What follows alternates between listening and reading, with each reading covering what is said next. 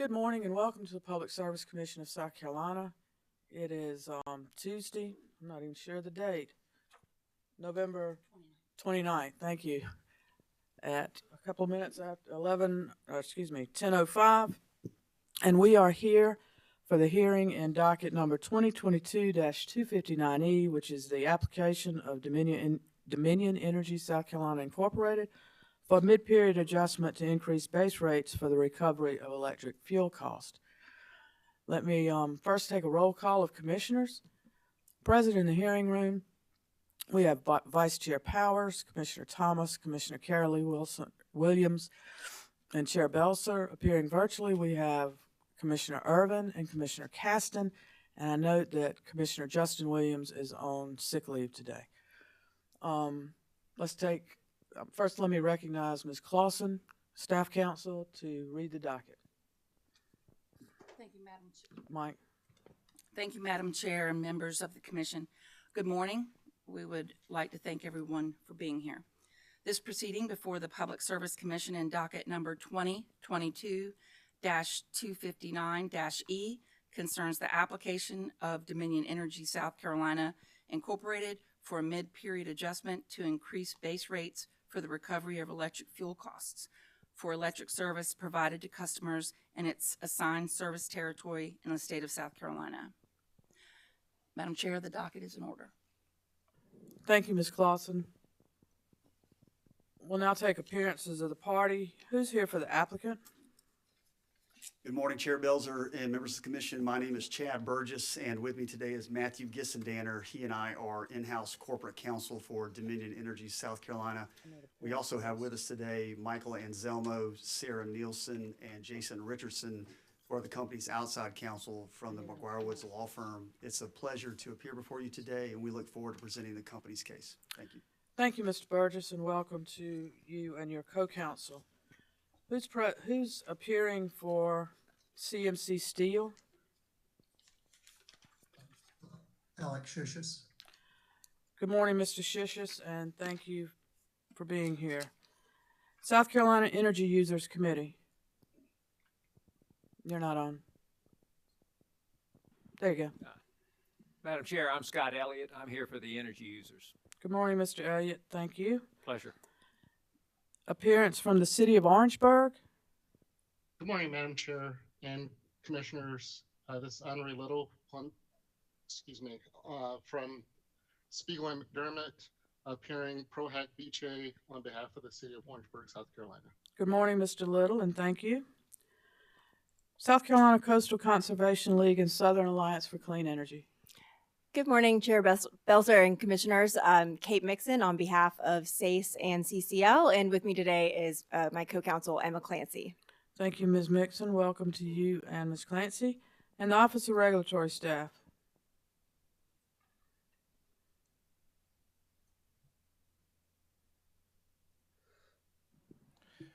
Good morning, Madam Chair, Mr. Vice Chair, and members of the Commission. My name is Chris Huber, and I'm here as counsel for the Office of Regulatory Staff, and I am joined by my co-counsel, Nicole Givens, and also our Executive Director, Nanette Edwards, is here today as well. Thank you. Thank you, Mr. Huber, and welcome to you, Ms. Givens. There's a preliminary matter that I'd like to put on the record before we begin. Yesterday, we had the public hearings where we heard from customers of Dominion, and it was brought to our attention by one of the commissioners that this commissioner knew one or two of the witnesses. I believe that staff counsel has brought that to the party's attention, and just want to confirm that there's no issue. These are not, my understanding, well, I'm not going to couch how I understand the relationship, but is that correct? I just asked the parties to let us know. Chair Belser, this is Chad Burgess on behalf of Dominion Energy South Carolina, and thank you, Commissioner Williams, for advising of that relationship with those two customers who did participate yesterday. The company has no objection to Commissioner Williams remaining on the commission and hearing this matter. Thank you, Mr. Burgess. Any other party have any objection? Hearing none, thank you. I'm sorry, was somebody online? Sorry, Madam Chair, no objection for ORS either. Thank you, Mr. Huber. I can't tell if I'm hearing somebody or Takes me a minute to locate you in the hearing room, but thank you. Any preliminary matters? Yes, Madam Chair. Mr. Huber, you're recognized.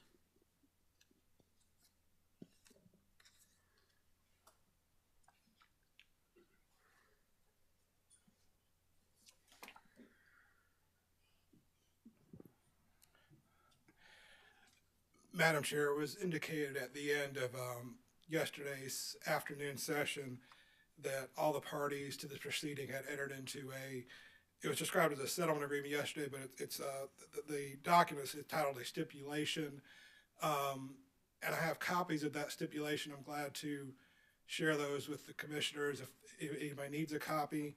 I did want to just go over briefly an overview of the stipulation, if that would please the commission. That's fine, Mr. Huber. Please proceed.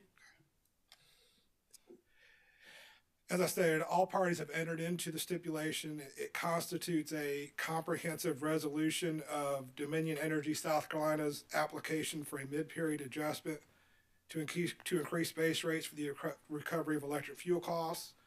The parties to this proceeding represent various diverse interests. As I stated before, all parties have entered into the stipulation. Under the stipulation, parties stipulate into the record the testimony of all witnesses who pre-file testimony and waive cross-examination of those witnesses. The witnesses will still take the stand to present their testimony and answer commissioner questions. The stipulation accepts all adjustments and recommendations proposed by ORS, including that the base fuel factor as proposed by the company will be adjusted to reduce the company's forecast of fuel costs by $4,820,304 to remove the requested increase in nuclear fuel costs. The company agrees to set the base fuel component at 3.806 cents per kilowatt, effective January 2023, as detailed in the rebuttal testimony of ORS witness Philip Hyatt. This is a significant decrease from the base fuel component of 4.877 cents per kilowatt that was proposed by the company. If approved by the commission, the rates proposed in the stipulation would increase the monthly bill of a rate 8 residential customer using 1,000 kilowatts per month from $132.79 to approximately $140.53, which is a net increase of approximately $7.74 or 5.8%, excluding gross receipts tax and regulatory fees. For commercial and industrial customers, the proposed rates under the stipulation would increase the average monthly bills by approximately 7.0% and 11.1% respectively. For comparison purposes, the base fuel component of 4.877 cents per kilowatt proposed by the company would increase the typical monthly bill for a residential customer using 1,000 kilowatts from $132.79 to approximately $151.24, which would be a net increase of $18.45 or 13.9%, excluding gross receipts, tax, and regulatory fees. For commercial and industrial customers, the rates proposed by the company would increase the average monthly bills by approximately 16.8% and 26.6% respectively. Using the 3.806 cents per kilowatt, the under-collected fuel balance is expected to be approximately $404 million by April 2023, which was the company's goal or target in this direct testimony and application. The parties agree that DESC shall evaluate the feasibility, costs, and benefits to customers associated with reinstating a natural gas financial hedging program for fuel costs for electric generation, the results of which shall be made available to the Commission, ORS, and other interested parties as part of the company's 2024 annual fuel proceeding and docket 2024-2-E. DESC agrees to the actions recommended in ORS witness Michael Seaman Wynn's testimony related to providing certain updates regarding the Mountain Valley Pipeline project. The company also agrees to provide a report to stakeholders regarding benchmarking of the Plexos integrated energy model to the DESC system The company agrees to provide this report no later than February 28th, 2023. The parties agree that all parties retain all rights to perform a comprehensive examination and assessment of the generating fleet performance, cost of fuel transportation, and fuel costs related to purchase power for the review period in the 2023 fuel proceeding in docket number 2023-2-E. Moreover, the parties agree that all parties retain the right to examine any issues addressed in this docket and recommend an appropriate true-up to occur in the 2023 proceeding. All parties recommend the stipulation be accepted and approved in its entirety as a fair and reasonable resolution of this proceeding. ORAS appreciates the efforts of the company in initiating the settlement discussions that resulted in this stipulation and the cooperation of all parties over the Thanksgiving holiday to finalize the stipulation to be able to file it yesterday. With that, I would like the other parties to have an opportunity to add anything that they would like or that I may have missed, and also if there are any questions from the commissioners.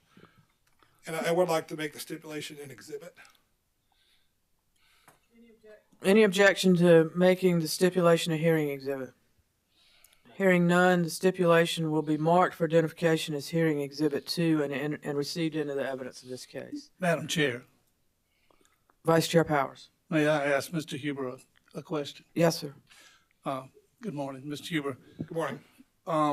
When you said the average bill would go up, I think one of them was $7.74 as far as the average consumer, and then there would be, of course, the administrative cost, et cetera.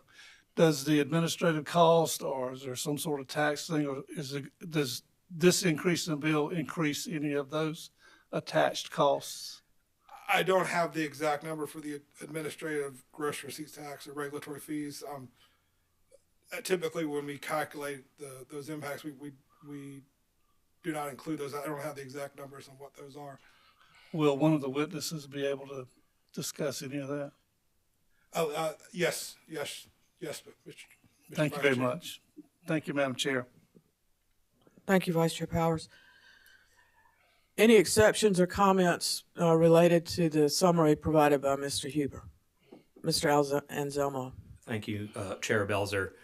And Vice Chair Powers, Mr. Rooks will be able to answer your question. That number inclusive of gross receipt tax and regulatory fees would be at $7.78. But Mr. Rooks will be able to answer that question.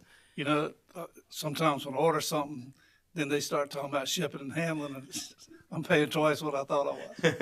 That's a fair point. Thank you. And then, Chair Belzer, members of the commission, there's also a portion of the stipulation that recognizes the company's forecasts that were utilized in this matter. They utilize market data current at the time of the filing of the application and the company's direct testimony that the company's sales projections are reasonable and align with historical sales data, and that the company's forecasted costs are reasonable, and the company's dispatch forecast is reasonable as well. So you'll find that agreement in the stipulation from all the parties as well. Thank you, Mr. Anselmo. I actually have a question about that paragraph, so who will I need to direct that to? That'd be Mr. Rooks as well. Thank you. Any other party have any comments or exceptions to the summary of the stipulation? Ms. Mixon. Yes, thank you, Chair Belzer. Just some very brief comments. So SACE and CCL are also very happy to sign onto the stipulation, which, as others have noted, ensures that customers will see the benefit of the lower than expected, although still high, fuel costs over the last few months and the updated forecasts. We think that the stipulation serves the public interest by helping to phase in these costs and mitigate potentially much more significant rate hike that customers may otherwise see in May of 2023. That being said, SACE and CCL stand by our witness, Ron Binn's analysis that additional low-cost solar on Dominion system could have saved customers a substantial amount of money, and that a mechanism where Dominion shares some of the risk associated with fuel costs would be more fair to customers. And under the stipulation, we reserve the right to reintroduce that analysis in Dominion's comprehensive fuel proceeding in the spring. Thank you. Thank you, Ms. Mixon. Any other party with comments? Mr. Elliott. Just to say this, Madam Chair, the the stipulation is really sort of fashioned around the ORS surrebuttal testimony, where they delved into the forecasts, fuel forecasts at a time sort of concurrent with their testimony, and I thought that that will lead to an excellent result in this mid-period. These mid-period reviews are very, very rare. I think the ORS is to be commended for taking that step, and I know I speak for my clients that we appreciate the ORS's surrebuttal testimony and their efforts in this matter. Also, the company has been very, very forthcoming and collegial and easy to deal with on this. I think everybody understands these costs have gone haywire. Thank you, Mr. Elliott. Any further comments or questions from the commission at this point? Hearing none, thank you, Mr. Huber. Are there any other preliminary matters before we take witnesses? Mr. Burgess. Chair Belzer, just two quick things. A little bit of housekeeping from yesterday. Mr. Gissendaner had a discussion with you about if the company had heard anything during the public witness portion of the testimony that would require us to make a filing with this commission. We did not hear anything that would require us to make such a filing. So there's no need to address any deadlines of things that we discussed on that. So I wanted that to be clear. And then secondly, I wanted this commission to know that we have, Dominion Energy South Carolina, we have a department who handles customer service. And within that department, there are special people. And I say special people because they're the ones who reach out to customers on a daily basis when we learn of customers who have need. And we had those people standing by yesterday. They listened to the customers' comments that were delivered. Rather than waiting for those customers who expressed genuine need for assistance, we called them. We talked to them last night. Those who needed help, we were able to provide assistance in either the form of directing them where to go or leading them by the hand and helping them get the assistance they needed. So I wanted the commission to be aware of those things that we do behind the scenes to help customers. We do recognize that this is a difficult time. There are a lot of pressures going on inside the world that are beyond all of our control, but we do have empathy, and we empathize with those customers who are going through hard times, and we are here to help. So we just wanted to make sure that y'all understood that. So thank you. Thank you, Mr. Burgess. Appreciate that information. If there are no other preliminary matters, I'll recognize Dominion to present their witnesses.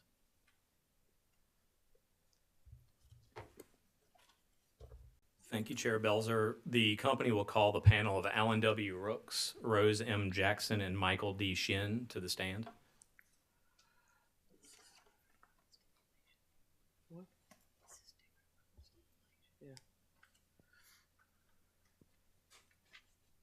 Before you're seated, I'm going to ask you to each raise your right hand. I'm going to ask you to state your name individually, please. Do you each solemnly affirm the testimony you're about to give will be the truth, the whole truth, and nothing but the truth? Yes, I do. Thank you. You may be seated.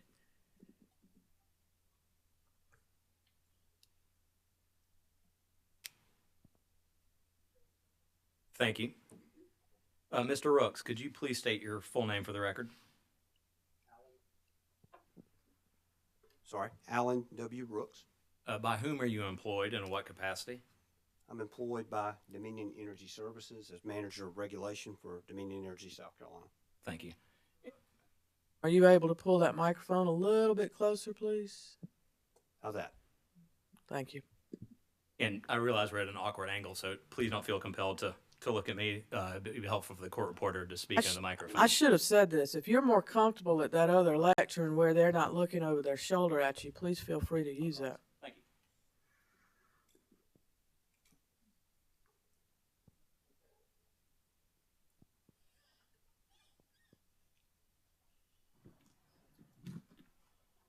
you. All right, thank you. And books are caused to be prepared under your direction 9 pages of direct testimony pre-filed with the commission on August 9th, 2022. Yes, I did. If I asked you all the questions contained in your pre-filed direct testimony here today, would your answers be the same? Yes, they would.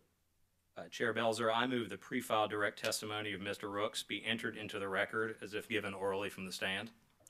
Mr. Rooks' pre-filed direct testimony will be entered into the record as if given orally. Thank you. And Mr. Rooks, did your pre-filed direct testimony include any exhibits? Yes, it did. It included exhibits AWR1, AWR2, AWR3, and AWR4. Chair Belzer, I move that AWR1, AWR2, AWR3, and AWR4 attached to Mr. Rooks' direct testimony be entered into the record as, I believe, the second hearing exhibit. Third, Third. Mr. Rooks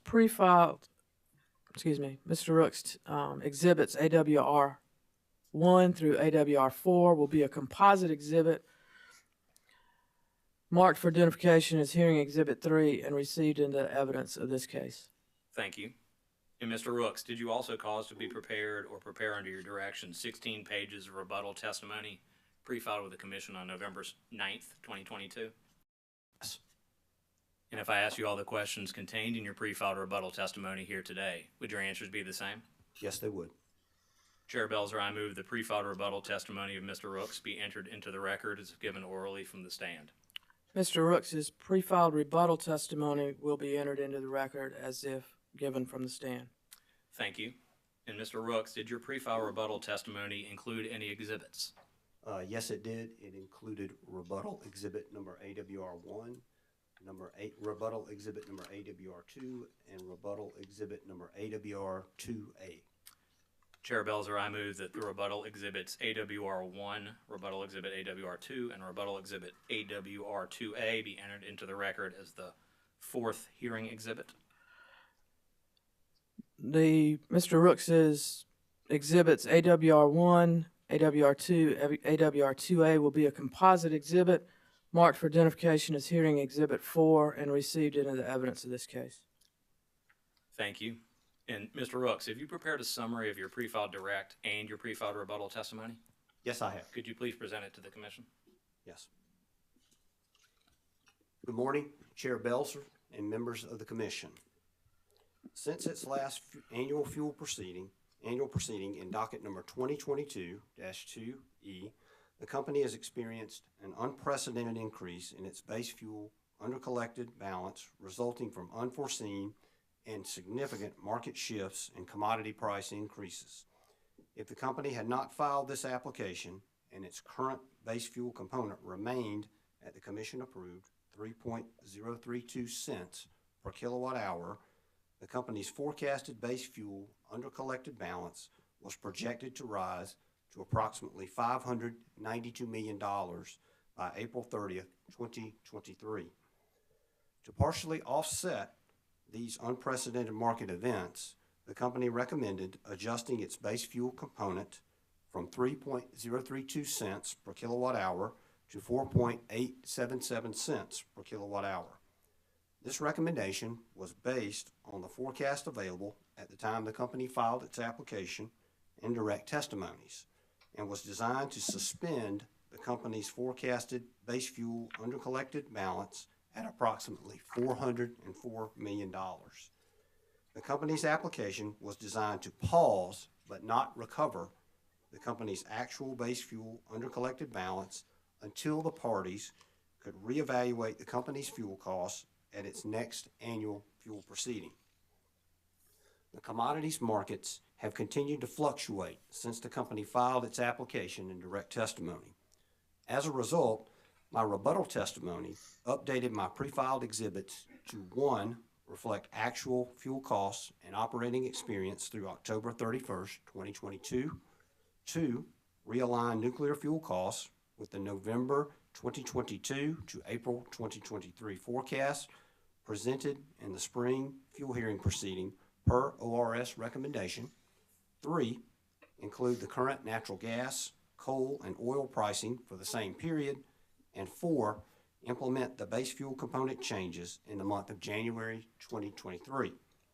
These changes are reflected in rebuttal exhibits AWR1, AWR2, and AWR2A. My rebuttal testimony also responded to the recommendations made by CCL and SACE witness Benz and South Carolina Energy Users Committee witness O'Donnell. Since the filing of my rebuttal testimony, all the parties to this proceeding have executed a stipulation.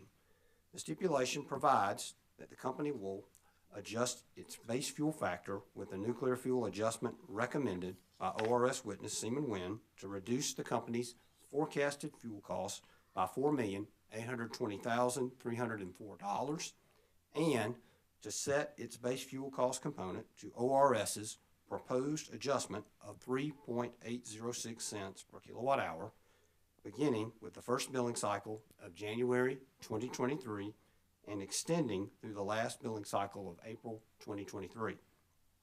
If approved by the Commission, the fuel factors proposed in the stipulation would increase the average monthly bill of a Rate 8 residential customer using 1,000 kilowatt hours per month from $132.79 to approximately $140.53, which is an increase of approximately $7.74 or 5.8%, excluding gross receipts tax and regulatory fees. This adjustment agreed to in the stipulation does not recover the company's actual undercollected base fuel cost balance in this proceeding. Rather, the settlement adjustment would suspend increases to the company's undercollected base fuel balance and lead to an expected undercollection of approximately $404 million at the end of April 2023.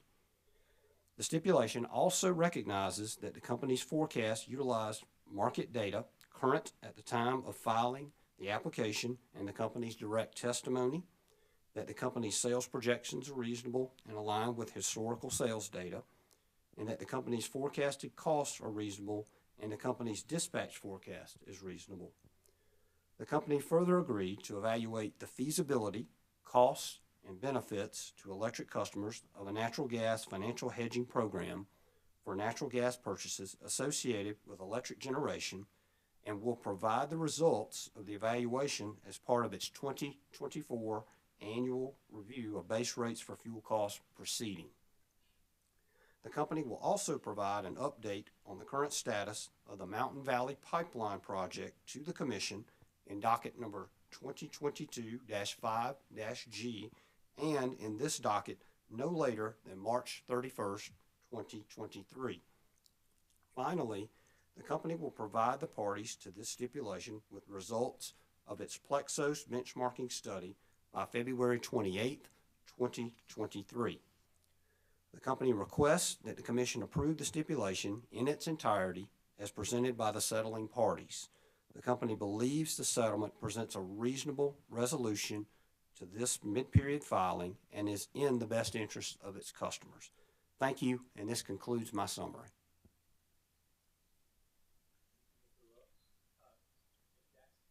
Microphone, Mr. Anselmo. Now it's on. Ms. Jackson, could you please state your name for the record? Rose M. Jackson.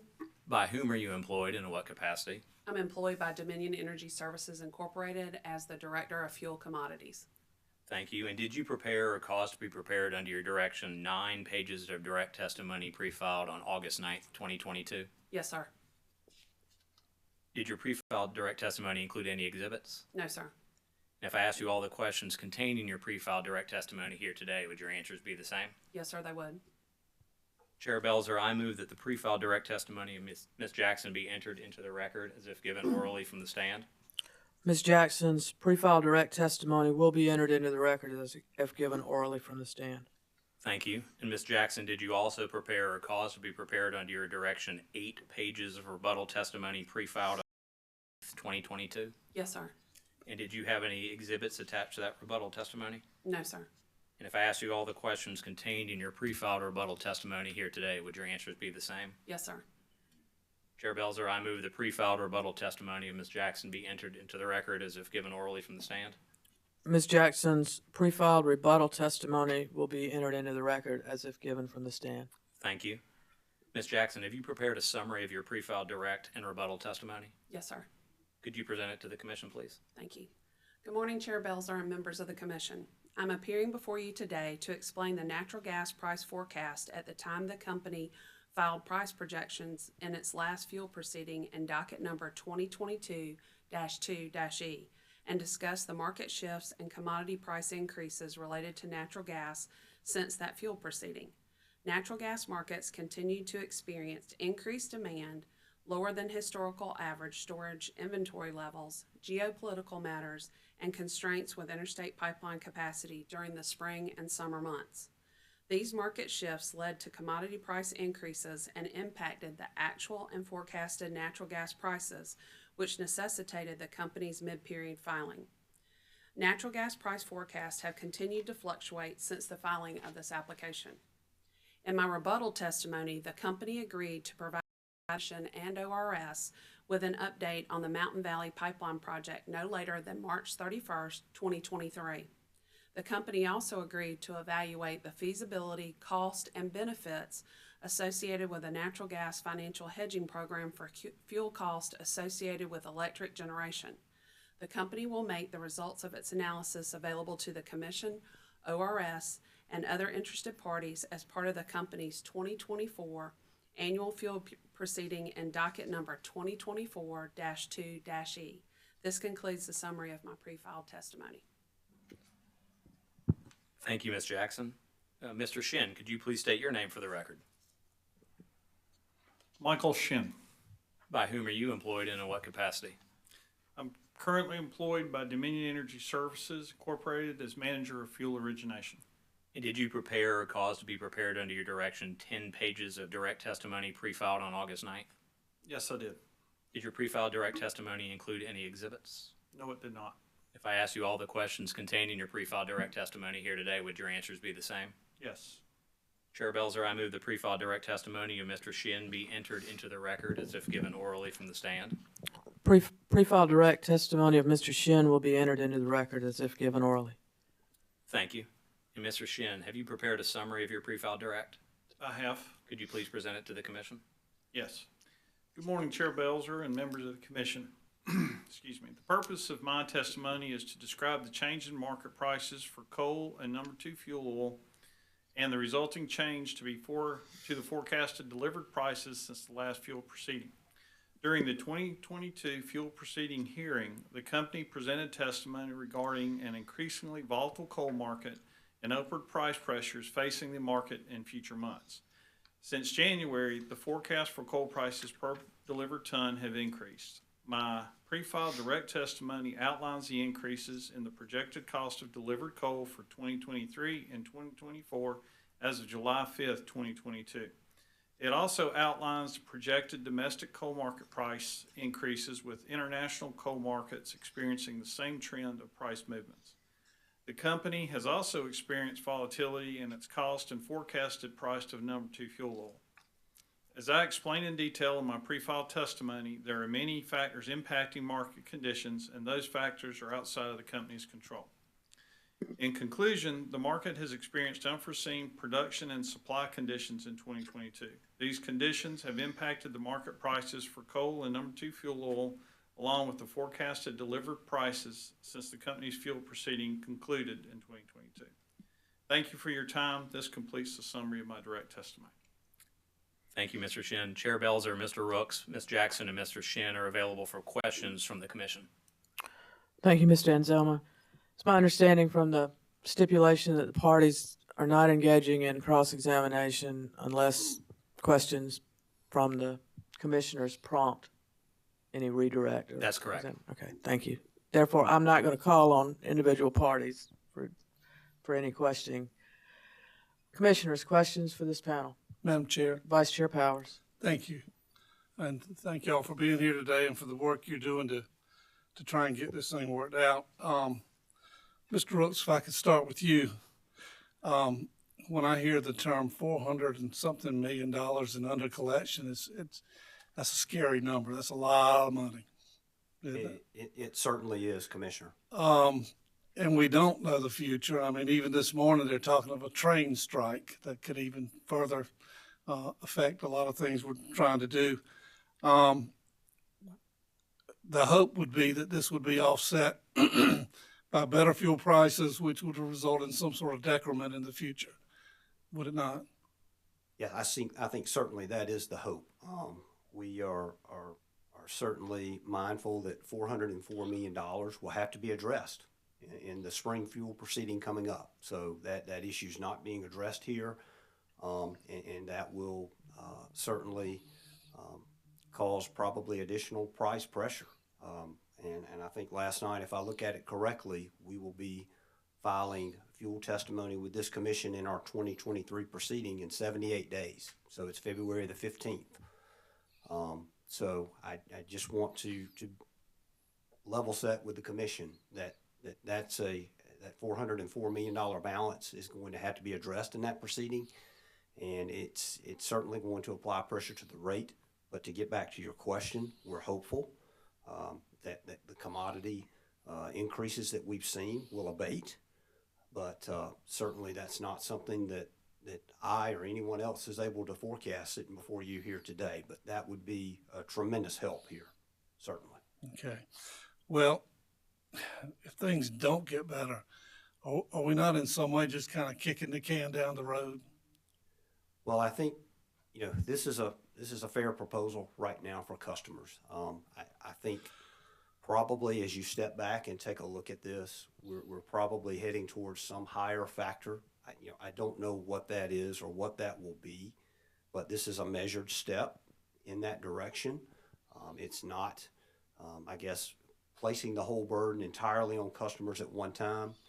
We certainly listened to the public hearing yesterday, and as you heard Mr. Burgess say, we're very empathetic with our customers who are struggling to pay their bills.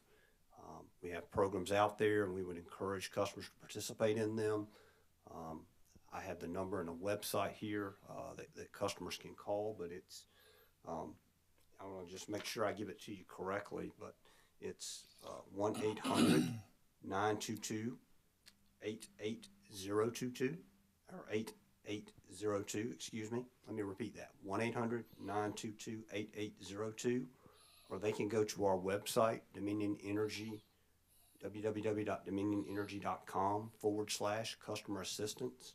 And in checking with that department yesterday, I'm told that there's $100 million in funding that's still available through various customer assistance programs that we have.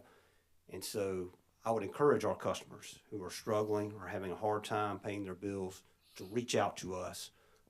And Monday through Friday, we'll have somebody there to answer that line and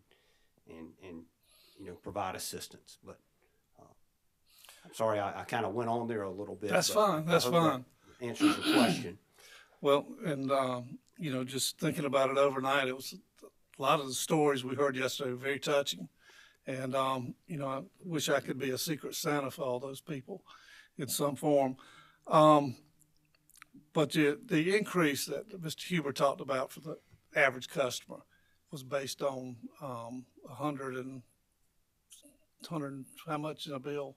It would be based on a 1,000 kilowatt hour bill, and excluding gross receipts tax, that number was $7.74. Okay. And with the gross receipts, the total impact that customers will see, or a residential customer would see, will be $7.78. Okay.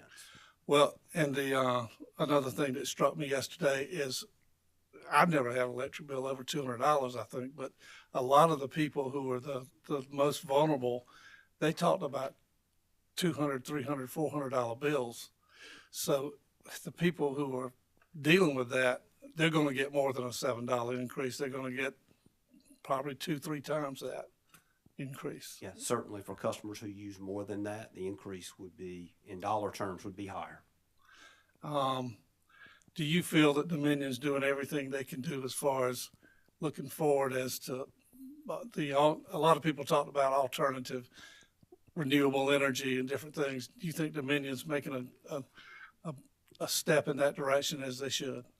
Yes, I absolutely do. And I heard some of our customers speak to the solar on our system. And I just wanted to point out that the Southern Alliance for Clean Energy, who is a party here to this proceeding, publishes an annual report. And in July of this year, that report revealed that Dominion Energy South Carolina, among southeastern utilities, has the second most solar watts per customer on our system of all the southeastern-based utilities. And as I looked at that map, I believe that was 7 states: North Carolina, Tennessee, South Carolina, Georgia, Alabama, Mississippi, and Florida. So we have a tremendous amount of solar on our system, and more is being added daily. is what I would say. So we have a significant amount of solar on our system. Well, and I'm also aware that it takes time to make changes, particularly something as big as that. In the meantime, I like turn on the light switch and the lights come on. Absolutely. Reliability is very important as well. Another concern I had after our thinking last night is that a lot of the people, and I thought of my mother, because when we would watch TV, they would talk about a news story, and they'd say, you go to www.whatever.com and you can get the rest of the story. And of course, she was 90. She didn't have internet, didn't want it. I worry about, or would hope there's some way that Dominion could make people more informed. I mean, you can't count on the poorest of the poor to hop online every time something pops up or to get the information. Do you know, or do you, and you may say this is somebody else's department, a better way to address making information available about energy efficiency, about things that can be done, about these programs, $100 million? How do we get that to the people who need it? Well, I am aware that the company has worked with the AARP and had a town hall meeting back in July. And as I understand it, there were a number of participants who participated directly. And I think that's in collaboration with the other utilities in the state. Duke Energy as well participated in that. And it was very successful. And I think the AARP has broadcast that out to its members in the state. I think 175,000 strong, if I read that correctly in reviewing my notes. So we're participating. We're doing that. I would also say that it's tough with customers who don't have access to internet, but we do have a website out there that addresses this mid-period proceeding and answers a number of questions that customers may have about why we're here, about the things that are driving why we're here. So that is another example of outreach on the part of our company to customers. And I would also say that I believe from an energy efficiency perspective, we send out bill insert notices. So for those customers who receive their bill by paper, if they open that up, they will see noticing indicating that demand side management and energy efficiency programs are available to them, to just reach out to the company and call. And, we can certainly come out and do a home energy audit or checkup.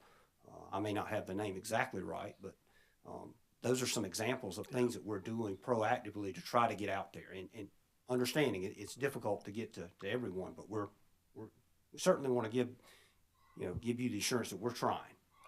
Well, and I'm afraid too with the bill insert, when I open my bills, first thing I look at is the number.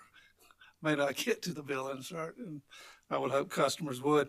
Is there any outreach in like churches that you think that Dominion could do, or through these other agencies? I think that may be a good source to reach people. I think, and again, I'm not the expert on it certainly, but our customer assistance teams have a number of in-person events around the service territory where we work with local community action agencies, and in some cases it may be churches as well, but we have a number of events like that in local communities where we reach out and try to get customers to come and participate and provide them knowledge about assistance programs that might be available to them, energy efficiency programs that might be available to them, and that sort of thing. So we do have outreach programs that we participate in actively. Are there any commercials or TV that reaches out and says, we've got money available? Because that's what they're watching is TV. Sure. Now, I'm not sure on that, but certainly we're here listening, and we can take that back. But yeah, I know that I've seen the inserts and reminders in the bill about where to set the thermostats during winter to try and help mitigate electric bill costs and that sort of thing. But I'm just not sure or able to speak to what's been on advertising for that. But certainly we're here and we're listening, and we'll take that back. Well, thank you. Ms. Jackson, I just had a couple of questions. We may have talked it to death in an earlier hearing, but with the hedging program, we of course will be anxious to hear Is there any progress in that, or could you tell us just a little bit about how Dominion's going to approach that? Yes, sir. We'll be doing two different analysis. The first one that we talked about in the previous proceeding will be related to the local distribution side of the house or the gas department, and how that potential hedging program would impact our residential, commercial, and industrial customers on that side of the house. And then we'll perform a separate study for financial hedging with regard to fuel purchases for electric generation. We have had a hedging program, a financial hedging program previously for the local distribution side or the gas department, but we have not had one for the electric department. Okay. The other thing you mentioned that is of concern, the Mountain Valley Pipeline. Is there any progress being made with that, or do you know? The latest update that we've received from Mountain Valley Pipeline, and I just wanted to clarify that we are not an owner in the project, we are a customer in the project. So we received the publicly available information, they're still stating the second half of 2023. However, they are still working to try to resolve the issues before the Fourth Circuit Court of Appeals. So as far as it going to court, you'd be looking later of next year. If there's mediation or a settlement, then something could happen sooner. Yes, sir. I would think by the first part of 2023, we should know more. Let's just say that you get a message January that says this is settled. We're gonna move forward. What sort of difference will that pipeline make in cost and fuel? Certainly make it more available, but how would it benefit customers? Yes, sir. This pipeline is going to bring approximately 2 BCF of gas into our region of the country. And it's not just the fact that it's a new source of natural gas, but it's a new source of shale gas, which has traded lower than what we have seen. And when you look at what has happened in the Carolinas, we're in Transco Zone 5's delivery area, we don't have any supply in that zone. So that's why we've been faced with greater volatility than you might see in the Northeast. At one point in time over the summer, we were actually trading higher than New York City. And that's very unusual. Yeah. But it's due to the lack of infrastructure to bring that gas into our region. Well, if it's very cold, a cold winter, the Northeast is going to be even more competitive as far as gas, which could also affect the price in a bad way. Yes, sir, that is the potential. We have seen that weather events, we had that cold snap the week before Thanksgiving, and we did see prices go up. I think right now we are just in a very delicate balance between supply and demand, and the fact that we have had delays in pipeline capacity over the last 8 years. We're now seeing the consequences associated with that. Okay. And that's where I think there's some idea that a successful hedging program would be a benefit if things, had that kind of competition could be avoided to some degree. I just want to set expectations, though, as I stated in the previous proceeding. Just keep in mind that any financial hedging program will have a cost. Sure. So we just have to balance, and that's what we'll be researching and comparing. What are the benefits? What are the costs? And how should we set up a hedging program? Can we balance those? Thank you. All right. Mr. Shin, Merry Christmas. You're off the hook. Thank you, Vice Chair Powers. Commissioner Thomas. Thank you. And thank you all for being here. And first off, I'd just like to express my appreciation to the company for being proactive yesterday and reaching out to customers that we heard from. I think that's a wonderful step, and I do appreciate that. Additionally, I would like to just say thanks to all the customers that called in and appeared in person. I think it's important for us to hear from them as the commission, and I think it's important also for the company to hear, and ORS. It's just, it's an important part of this process, and I appreciate those customers participating. And I would just like to thank you all for working together to try to reach an agreement as well.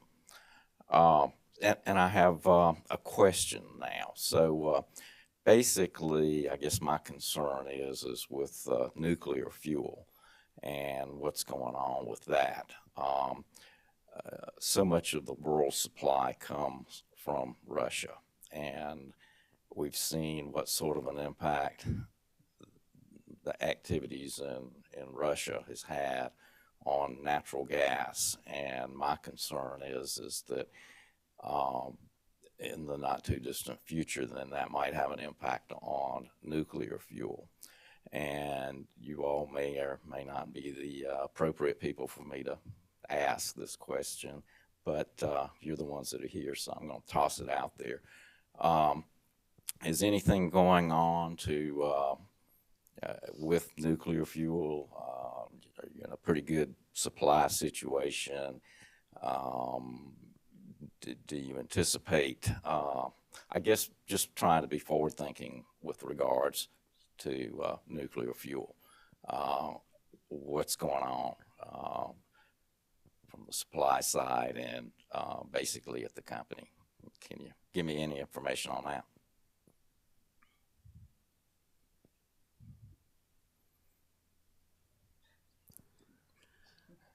Commissioner Thomas, I can say it's been a while since I've been involved in the nuclear procurement, as Mr. Shin has been also, but I will say this, that based on our historical purchases of uranium to supply the VCS plant, it wasn't necessarily supplied from Russia. Our largest supplier or source of uranium supply in this region came from Canada.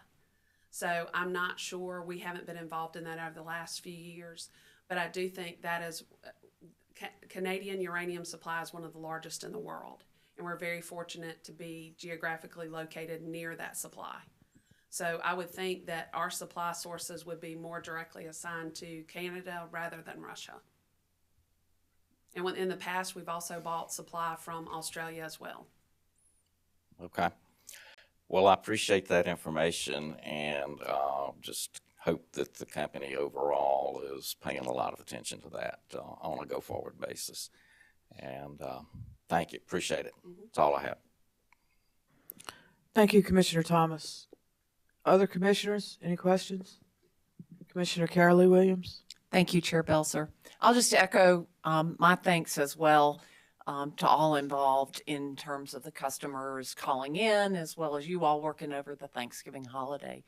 One of the things I haven't heard anybody talk about is the prediction for weather over this coming winter. And I know you're not forecasters, but I know you read them. And how does that interplay with the estimates that you've come up with, as well as the impact to customers? Commissioner Williams, I will have to say that I've said this many times, that a meteorologist can be wrong 100% of the time and keep their jobs. So depending on which forecast you look at, you see everything from warmer than normal to colder than normal temperatures. The Farmer's Almanac has said that we're going to have cooler than normal temperatures and possibly more precipitation. So over the years, I think they have been pretty good at projecting the average weather of the winter season. But what we base our projections on is normal weather.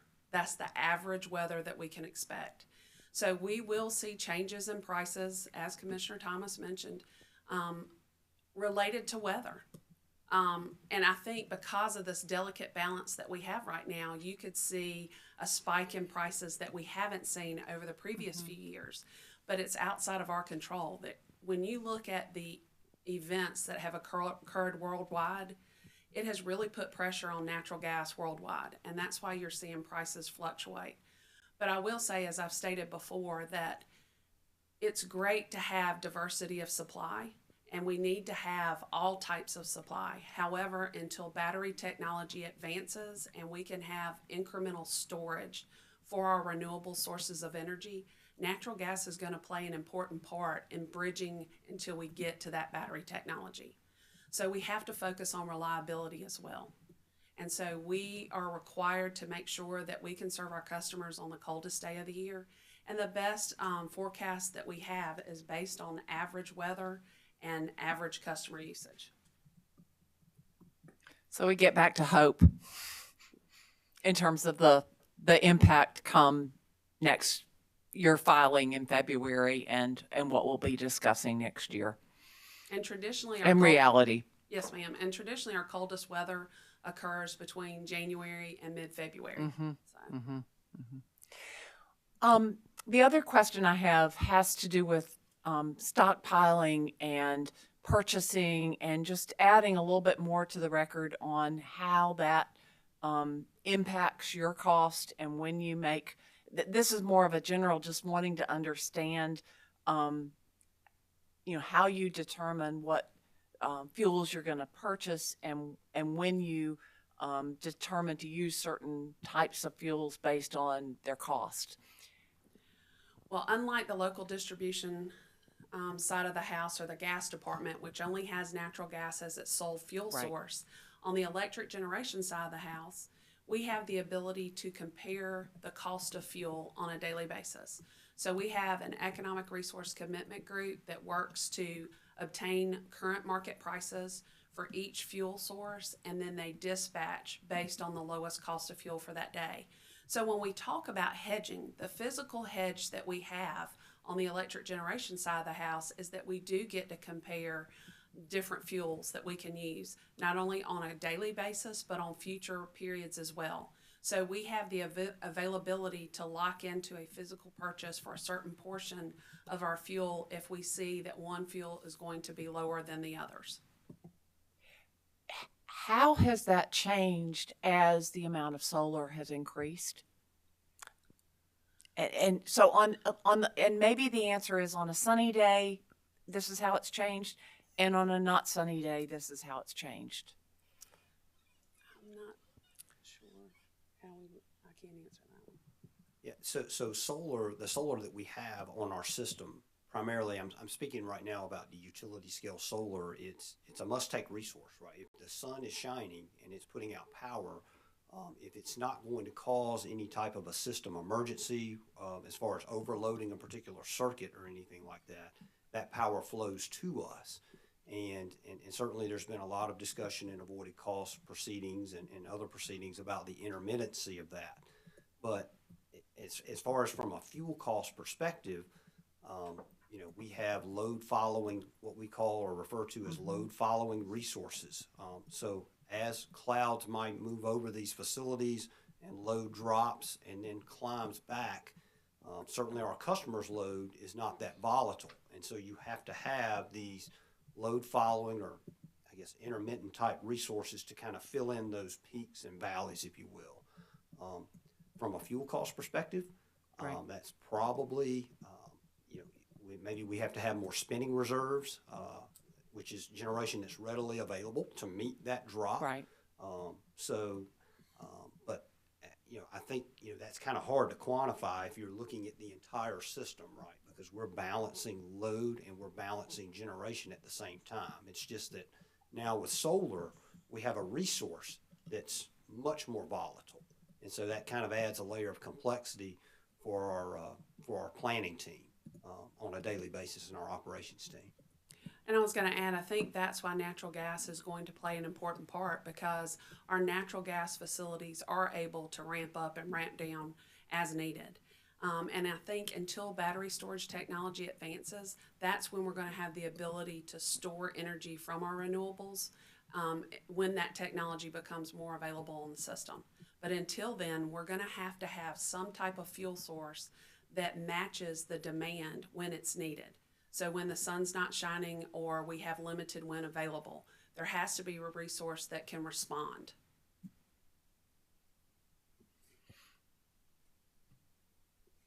Thank you. Appreciate your answers. No further questions. Thank you, Commissioner Williams. Commissioners, any questions? Madam Chair. Commissioner Caston? Thank you, Madam Chair. Excuse me. And good morning, Mr. Rooks, Ms. Jackson, Mr. Shin. Morning. I apologize for not sitting in there with you, but I'm a little under the weather, but I'm just across the hall.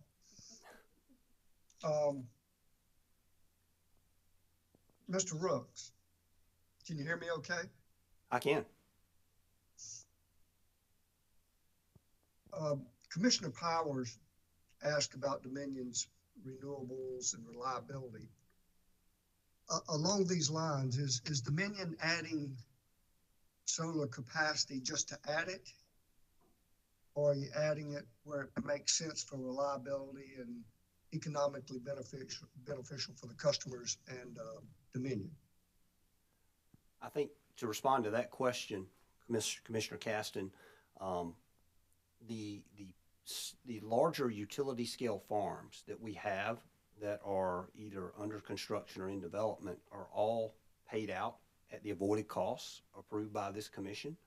And so the avoided costs by nature are designed to make the customer indifferent as to whether they would or kind of hold the customers harmless in that they would pay no more than the marginal cost of that power that would be generated by the utility on the system. What I'll say is right now the solar capacity that's being added is primarily being added through our new solar choice metering tariff, and that would be rooftop solar that residential customers are choosing to put on their roofs. So when I spoke about renewable capacity being added, I spoke mainly from that perspective. I think that we have maybe one other farm or two other farms that are currently in development that will be coming online, but those farms are being paid by DESC and its customers at the avoided cost approved by this commission and no more. Thank you. Also, earlier, Ms. Jackson mentioned the benefit of having diversity of supply, including gas. Do you believe it is practical to eliminate all fossil fuels and rely solely on renewables? Commissioner Caston, as I said earlier, until battery technology makes tremendous advancements, I think we're going to need fuel diversity. And I think that natural gas is going to play a part in the bridge to that battery technology because, as Mr. Rook stated earlier, the current solar energy that we have that we're taking on our system, if it doesn't respond due to weather conditions, if we have a cloudy day move into our system that wasn't projected, we have to be able to meet the firm demand on our system. And natural gas plays a big role in that because it can respond very quickly in the event that another resource cannot provide energy at that time. Do you share that view, Mr. Rooks? Yes, I certainly do. I think to Ms. Jackson's point that, certainly diversity of supply options is of tremendous benefit. To me, I think where I guess, and this is just me speaking personally, if we take an option or a certain fuel source and completely rule it out or completely take it off the table, then that certainly, we still have to meet that load, and that supply has to come from somewhere. And so to the extent that we lose a fuel source or see a fuel source decline, that gives us less chance to mitigate volatility, if you will. So certainly for the foreseeable future, I think these fossil or thermal resources, however we refer to them, are going to still be a part of our system, and they're going to need to be in the foreseeable future. But that's certainly something. I'm not the resource planner for Dominion Energy South Carolina, but I know that's something that they evaluate on a near daily basis, is the economics of all the future sources of power that are available to us. And you see that in the IRP filings that we bring before this commission. Okay, thank you. And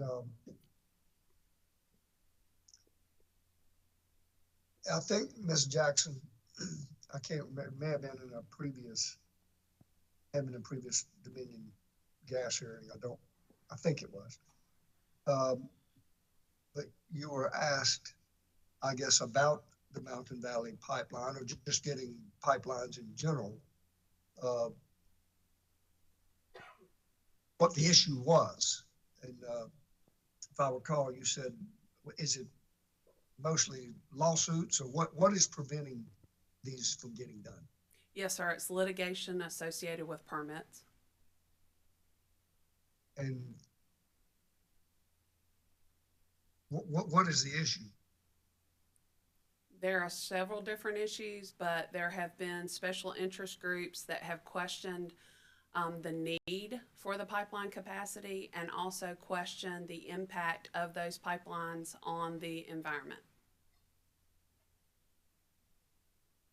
So each pipeline project has had its own specific issues. For instance, with Mountain Valley Pipeline, there are 2 species of fish that are being evaluated, the impact to them. I think it's the candy darter and the Roanoke, I can't remember the term, perch maybe, they're having to do additional environmental studies on. But I will say that Mountain Valley Pipeline has been in development for nearly 8 years.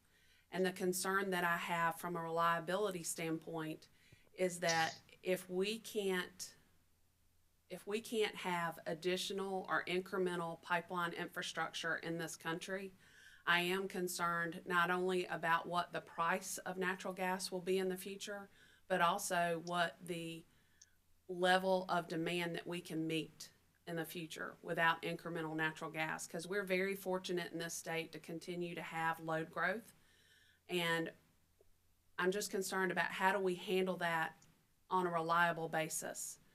As I've stated previously, I think natural gas is going to be the key to bridging between where we are today and where we want to be as far as diversity of supply that includes renewables in the future. But we have to focus on reliability. And you're saying part of that is the additional pipelines to move the gas from point A to point B? Yes, sir.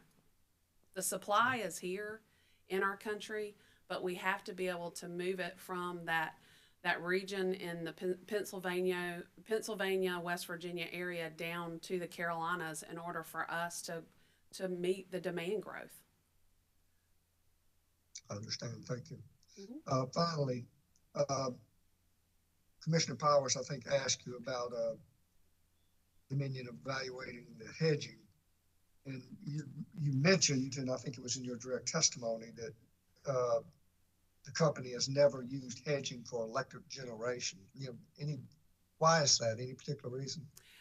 As I've stated previously, for the electric side of the house, we've used what I consider physical hedging because we have the ability to compare the cost of other fuels. On the LDC side or the gas side of the house, we don't have that option. Gas is the only fuel that we can use. So we had financial hedging for the gas department. However, on the electric side of the house, we did not. And in the past, natural gas was seen as an intermediate fuel for electric generation. It was not seen as a baseload fuel. And once we moved into more of a baseload use of natural gas, that's when we entered into that 7 or 8 years of very stable and low gas prices due to the shale gas revolution, where we were able to bring in very stable, low-cost supplies from that new development of shale production. Thank you, Ms. Jackson. And when you said that, it seems like I remember you saying that previously in a previous hearing. So you're consistent. Thank you. I appreciate that. I have no more questions, Madam Chair. Thank you. Thank you, guys. Mr. Sheehan, you're off the hook too. Thank you, Commissioner Caston. Commissioners, further questions? Madam Chair, Commissioner Irvin? thank you. Let me echo the comments of my fellow commissioners and thank Dominion for reaching out to the customers that we heard from yesterday. That's very commendable, and we appreciate the proactive steps to try to help those folks. And that brings me to a point that Commissioner Powers raised earlier, which is bill inserts probably are not the most effective way to reach people. I know that's the first thing that goes in my trash can when I pull my bill out. And I just feel like, if there's $100 million available to help customers, the television advertising is certainly one way to do it, particularly in the winter months when bills are rising. And I would encourage you to strongly consider that kind of outreach in addition to all the other methods that you're using. Continue to use bill inserts, but television and maybe even radio advertising and some internet advertising could reach more customers, because we know that there's so many more customers that need help.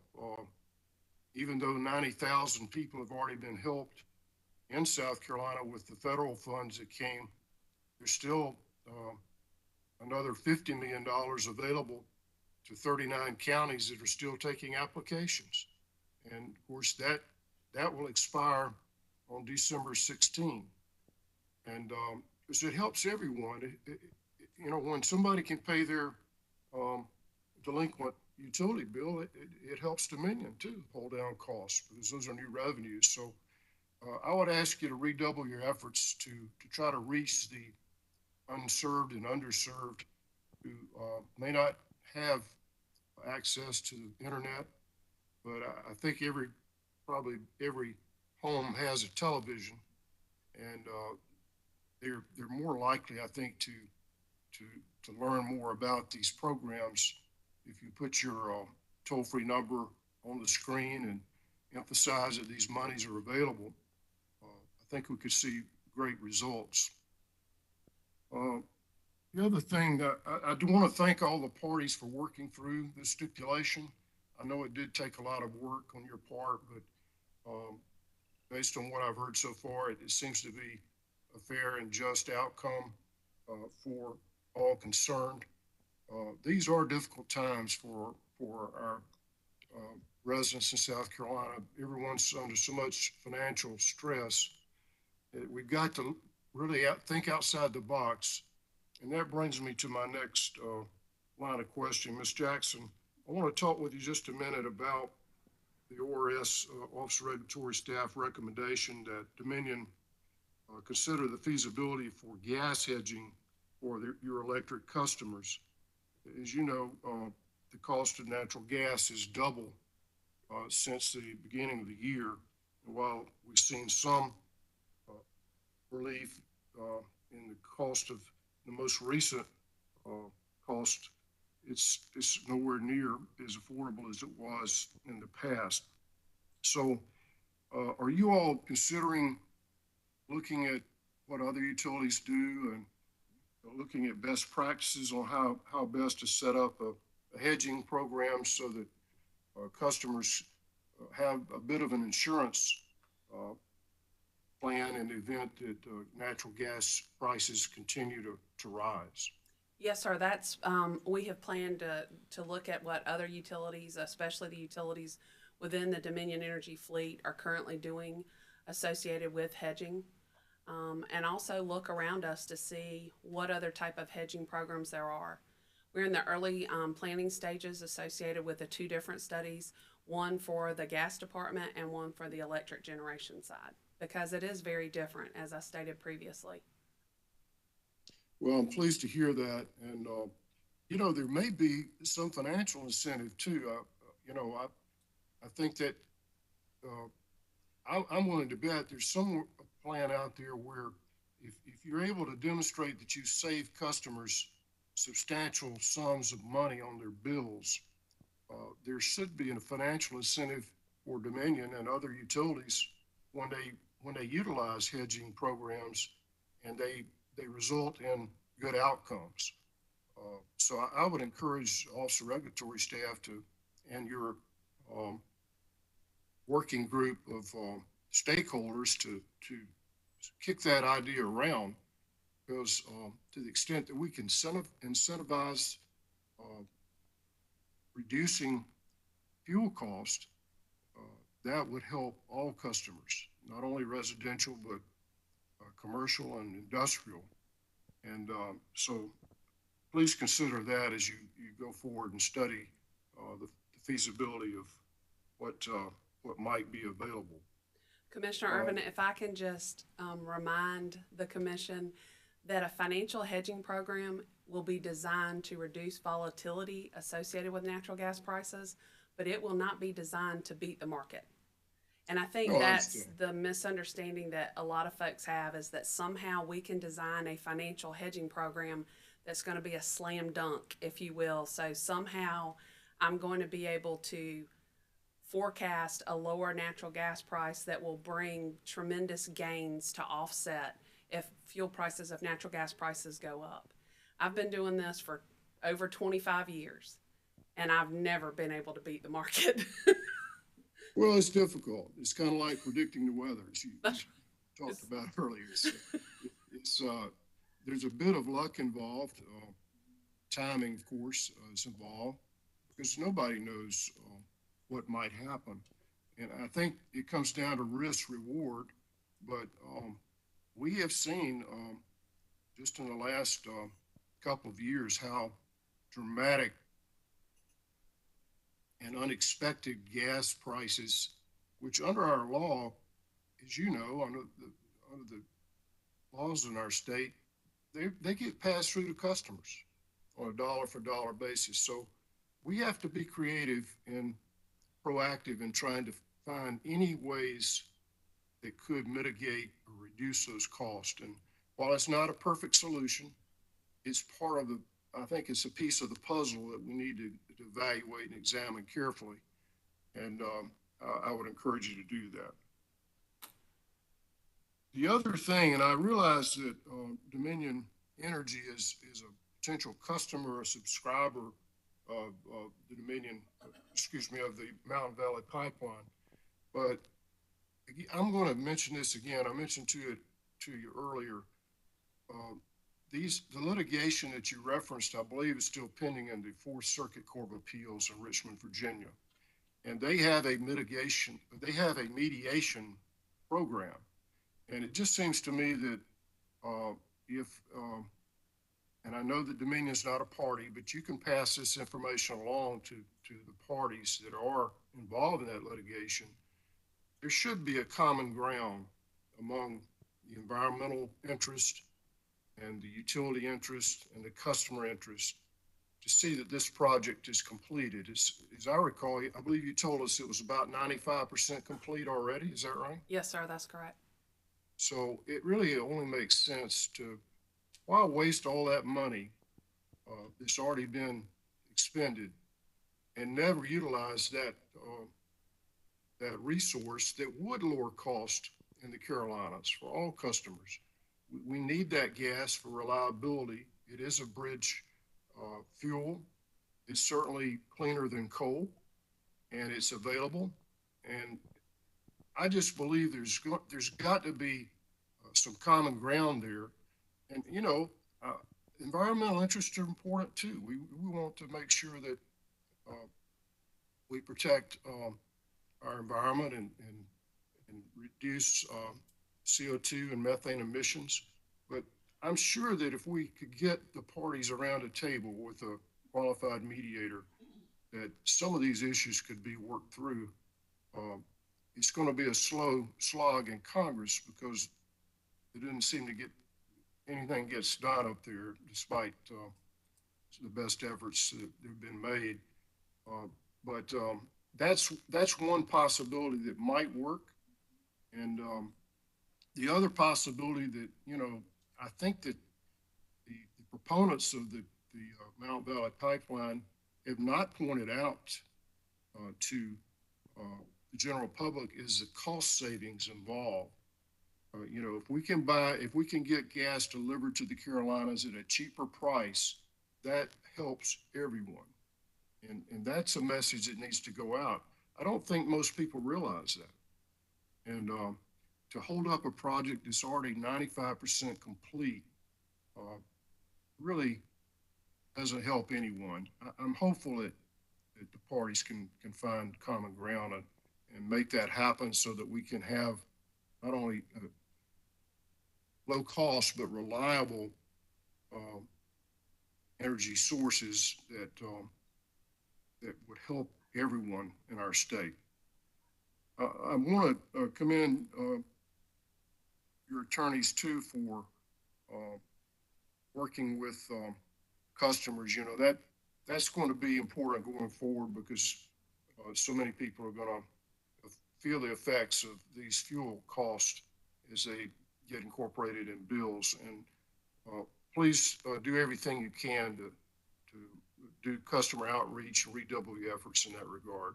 Appreciate you being with us today. Thank you. Thank you. Thank you, Commissioner Irvin. Madam Chair, Commissioner Thomas? thank you.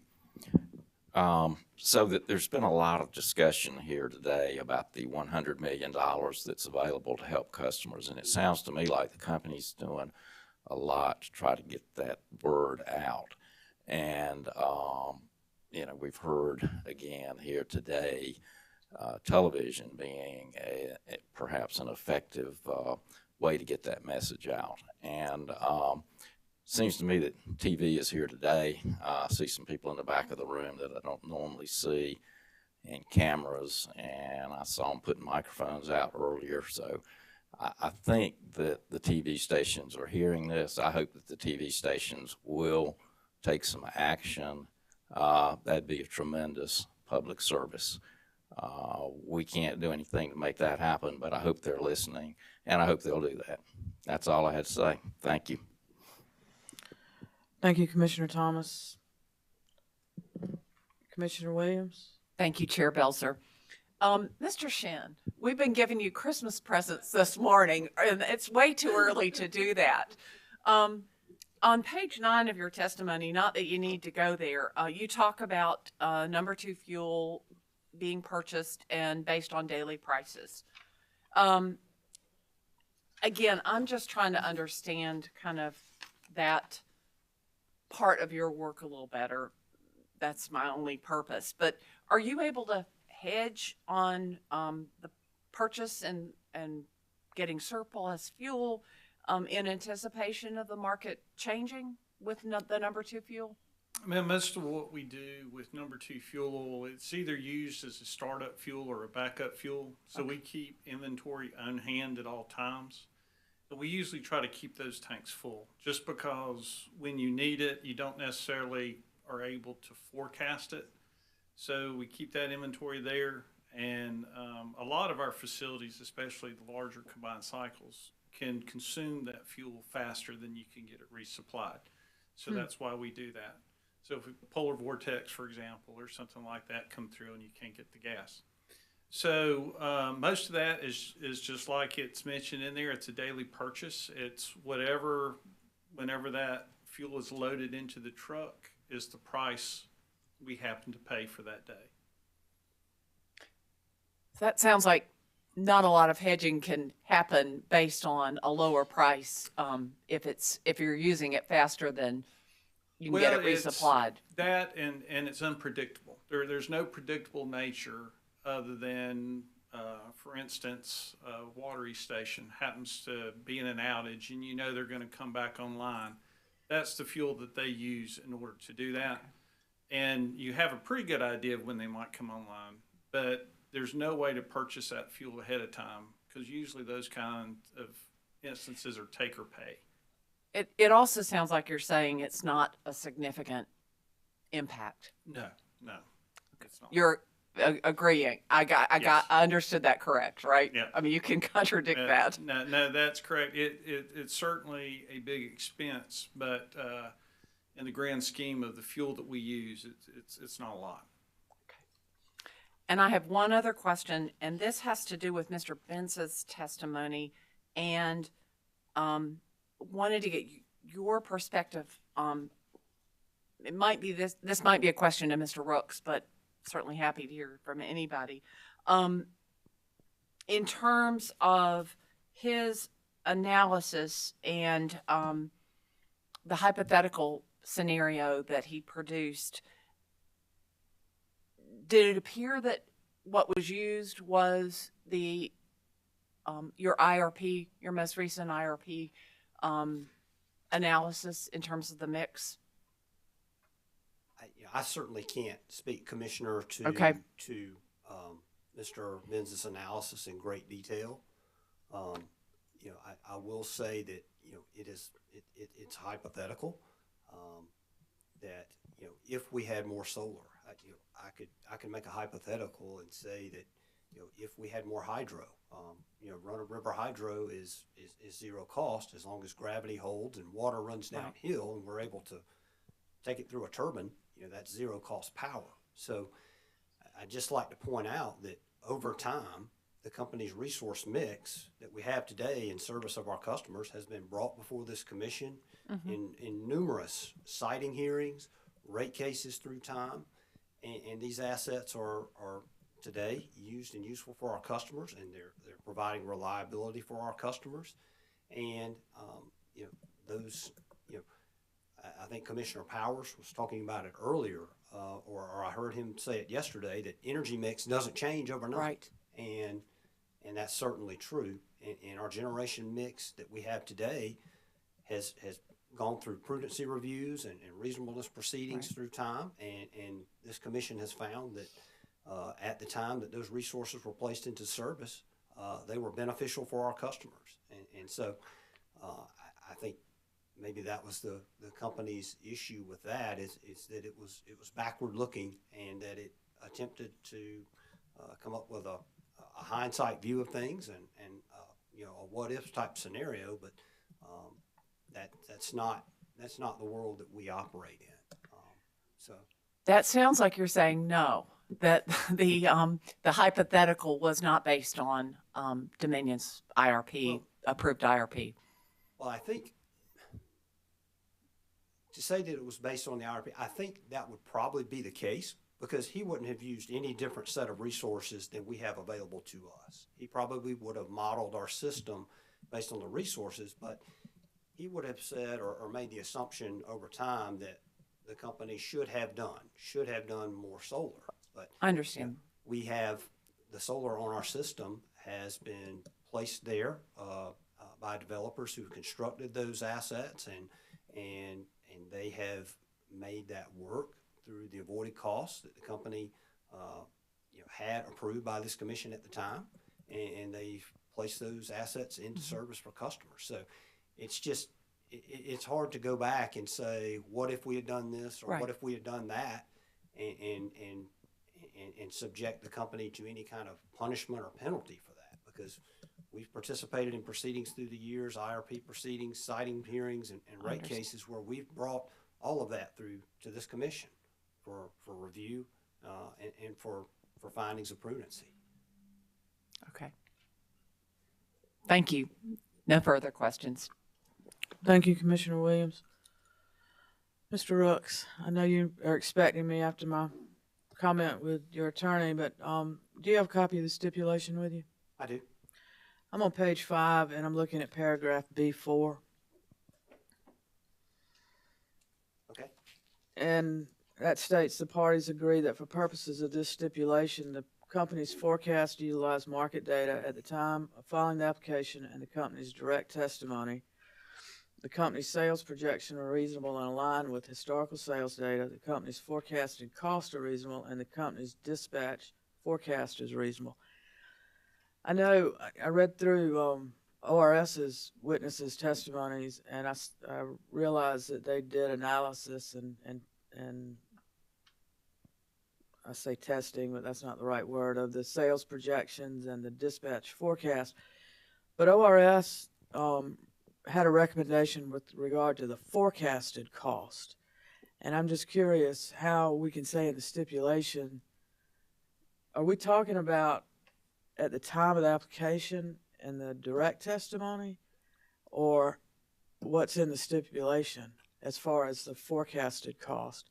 Because there was a change, was there not, from the time of the filing of the application and ORS's testimony? Let me explain it how I understand it. All right, sir. Chair Belzer. At the time the company filed its application back in early August, we referenced specifically gas, coal, and oil commodity impacts that were having adverse consequences for fuel costs and were causing increased fuel costs for us. I think in ORS's view at the time, and certainly you can confirm with them, I don't want to speak for them, but their feeling was we did not reference nuclear as being a contributor to the fuel cost increases that we were seeing at the time. And so their feeling is that the company, when it did that forecast and provided it in August, we updated our nuclear fuel costs as well. And so since we did not reference that in the filing, I think it was the ORS's position that those costs should not be incurred here and should be removed. And so all we did in that forecast was reset the nuclear fuel costs back to what they were in the spring fuel proceeding for those forecast months. So that's my understanding of what happened there, and the company agreed with that. Okay. So that phrase in B4, in your opinion, or it's your testimony, that relates more to the nuclear fuel cost than the forecasted cost of gas, coal. Yeah, I think I would read that. I think if I'm understanding you correctly, I believe that's correct. Well, what drew my attention to the paragraph is that there are 3 areas that basically approve the company's methodologies, I should say, because I think it's more than just forecast. It's the sales projections and the dispatch. And so the way I understood ORS's testimony, and I can ask them, but ORS agreed that based on their testing that the company's sales projections were reasonable and aligned with historical sales data. I think they took a 5-year average and compared that to January to June or something, and the variances were very close. So they found that to be reasonable. And then the ORS tested the dispatch forecast, found that to be reasonable. But then when it came to the forecasted cost, even in the SIR rebuttal, they ORS recommended a change from what the company, well, I think they requested the company to run updated forecast based on the change in the prices. Is that correct? That's correct. And we did that and provided that with my rebuttal testimony. right. But at that point, the company didn't want to change the ask on the fuel factor. Is that correct? At that time, that's correct. And then ORS filed SIR rebuttal and pointed out, hey, we need to be looking at this is my verbiage, we need to be looking and using the updated forecast for this mid-year adjustment. Does that sound familiar? Yes, we used it, and yes. And that's what ended up being in the settlement agreement. Is that correct? That's correct. Okay. I'm just curious, when it says forecasted costs are reasonable, is that talking about the methodology or the result? I think when we're talking costs, we're talking about the gas prices that have been front and center here. We're talking about the coal pricing and the oil pricing moving forward in those projections. So it's not necessarily what's happened actually. It's did we use reasonable forecast assumptions for the cost of those fuels at the time that we reran the forecast prior to that rebuttal testimony. Okay. And I what threw me, and this is really the other part that what threw me, is in the first part of the sentence where it says the company's forecast utilized market data current at the time of filing the application. Well, then things changed after that. And so that's what I couldn't wrap my head around to say that the forecasted costs were reasonable. Is that contingent on the first part of the paragraph where it says at the time of the application or later? That's where I think that is referring to the most current forecast that we have available to us, which was presented in my rebuttal and then as well in the ORS SIR rebuttal. So I think we're referring to that particular forecast. And Commissioner Bessel, I'd like to just say as well that these are obviously forecasted costs. So this is as we sit, or as we arrive at a point in time, this is our best estimate of what these costs will be going forward. But I want to point out that the customers will not pay any more than the actual cost incurred. Oh, I So understand. I understand the fuel statute. And just as Ms. Jackson said, that meteorologists can be wrong 100% of the time and still have a job. The only thing I know about forecast is they're going to be wrong one way or another.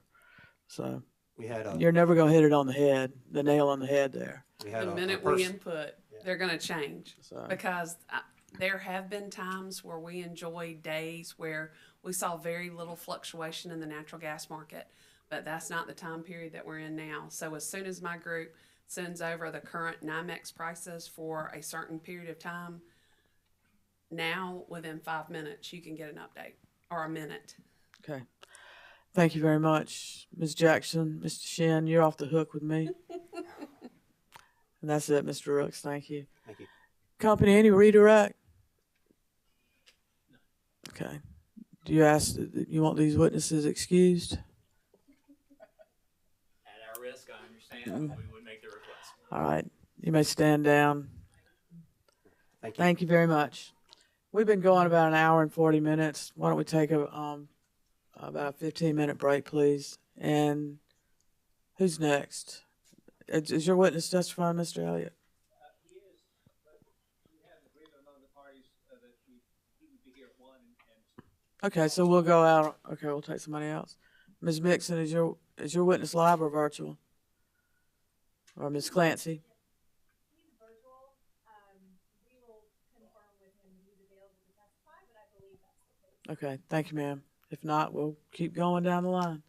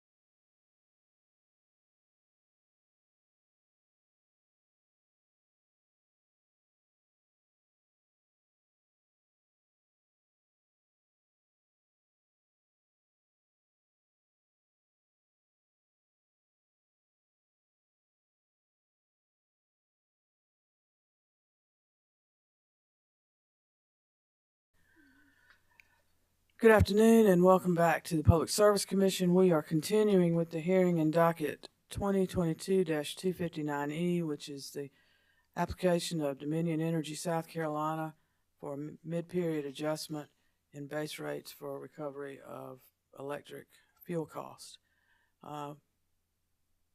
Mr. Anselmo or Mr. Burgess, does that complete? Thank you. I need to first take a roll call of commissioners.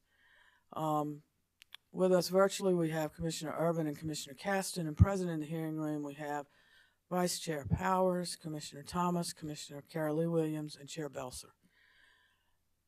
Mr. Anselmo, does that complete Dominion's case? It does. Yes, ma'am. Thank you. Say CCL.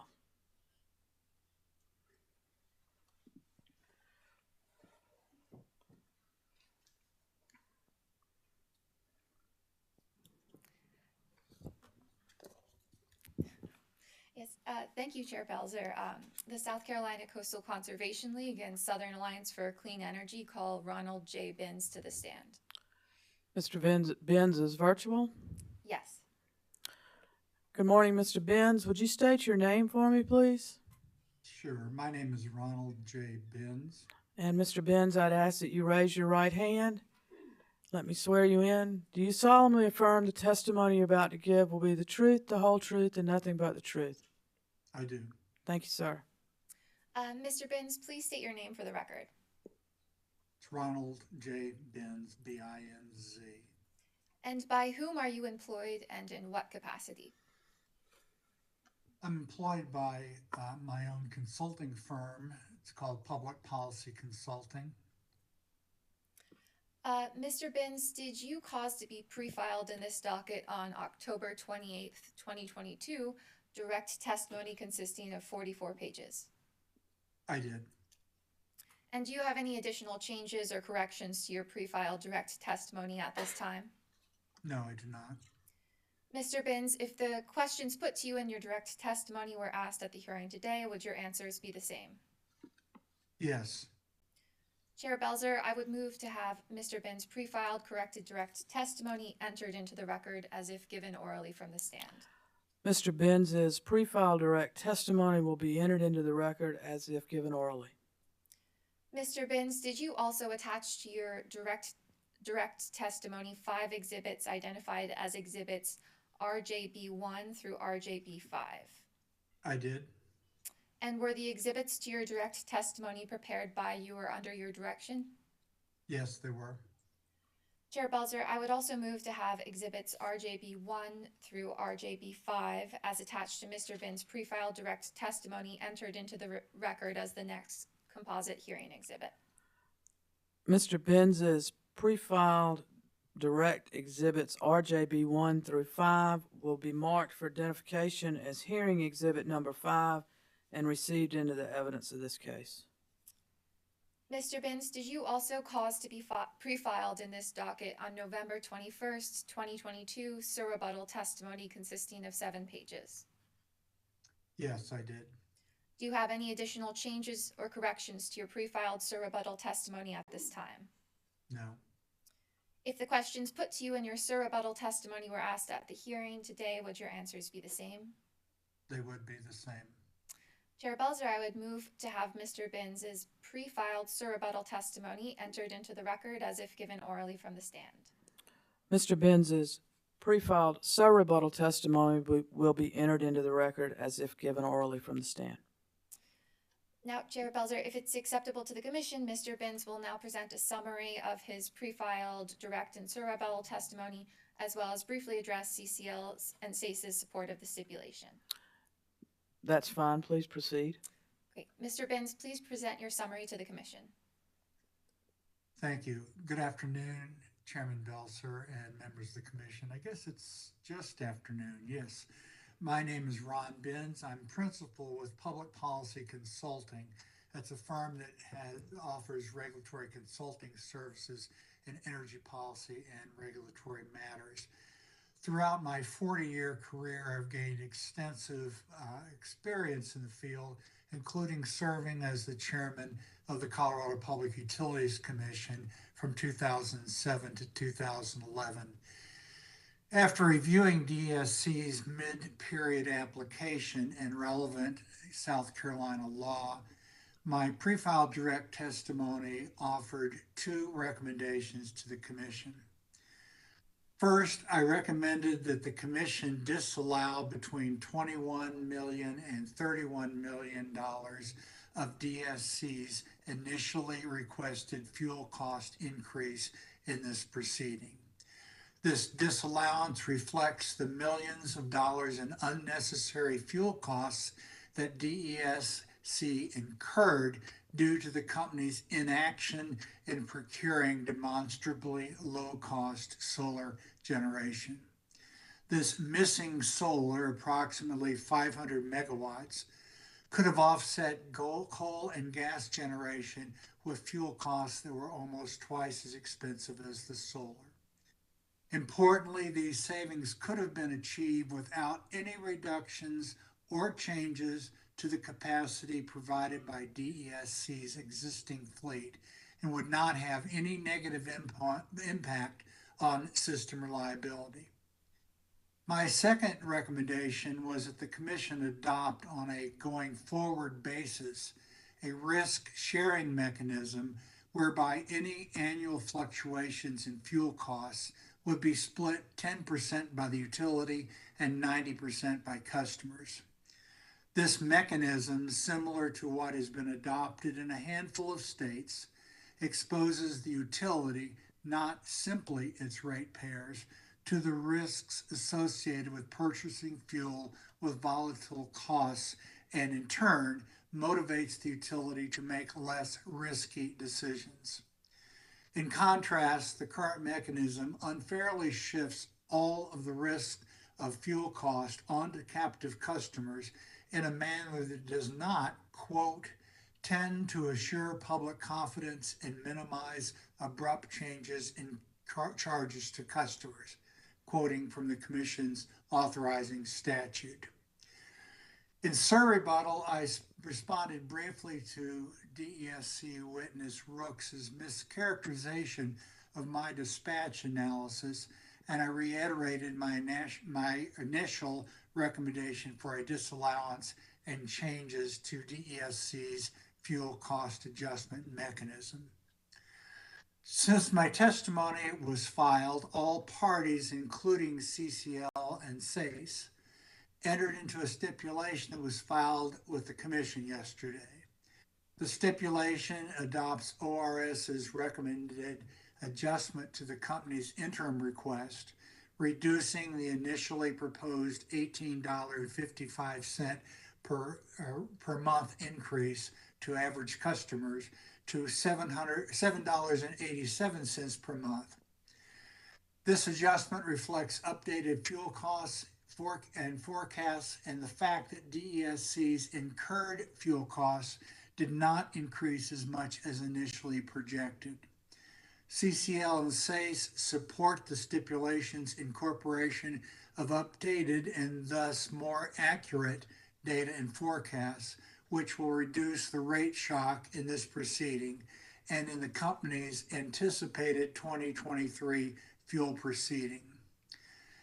Importantly, though, while the stipulation reduces the immediate impact on customers' bills, fuel costs and volatility are still driving substantial bill increases at a time when, as the Commission heard yesterday, many South Carolinians are struggling due to inflation and higher costs for all manner of necessities. Ultimately, the Commission will need to address the root cause of these increases, fossil fuel resources that are risky and volatile, and the company's fuel cost mechanisms that shift risks away from the company and onto its customers. Under the stipulation, SACE and CCL reserve the right to raise again these arguments in the company's 2023 annual fuel proceeding. At this time, however, SACE CCL believes the stipulation is a reasonable resolution of the company's interim request and asks that it be approved. Thank you, Mr. Binns. Chair Belzer, the witness is now available for questions from the Commission. Thank you, Ms. Clancy. Commissioners, questions for the witness? Commissioner Williams. Thank you, Chair Belzer. Mr. Bentz, good to have you here. I'm impressed with your clock keeping because you were like right on 12 o'clock when you said good afternoon to us. Well, I would have been there, and had the case not settled, I probably would have traveled there in person. But I hope my electronic appearance is okay with everybody. Absolutely, but it'll be good to see you in person at some point. I have two questions. One you can anticipate is coming, so I'll ask the other one that is new. Your risk sharing concept is interesting, and I wanted you to expound on it from the perspective of others who might use it and where it is used. Is it something in the statute, or is it a policy that the commissions in other states might have introduced? The last part of your question's the harder part. I think that as a general matter, it's been the commission's decisions and not a statute that required the sharing. I'm most familiar most recently with Hawaii, which set up a 98%, 2% sharing of risk of fuel cost changes. I was involved in that case. But I also know that there are probably 10 other states, 8 or 10 other states, who use sharing mechanisms that range from, I think 98.2 is the lowest, but they range upwards to 90, 10, and I think there was one that was 85.15. I'm not positive that's still in place, but it's generally speaking been the commissions which made that decision. I'd like to just add, if I could, before we go further on this, this sharing is not intended to penalize the company in the sense that over the long run, the ups and downs will pretty much even out.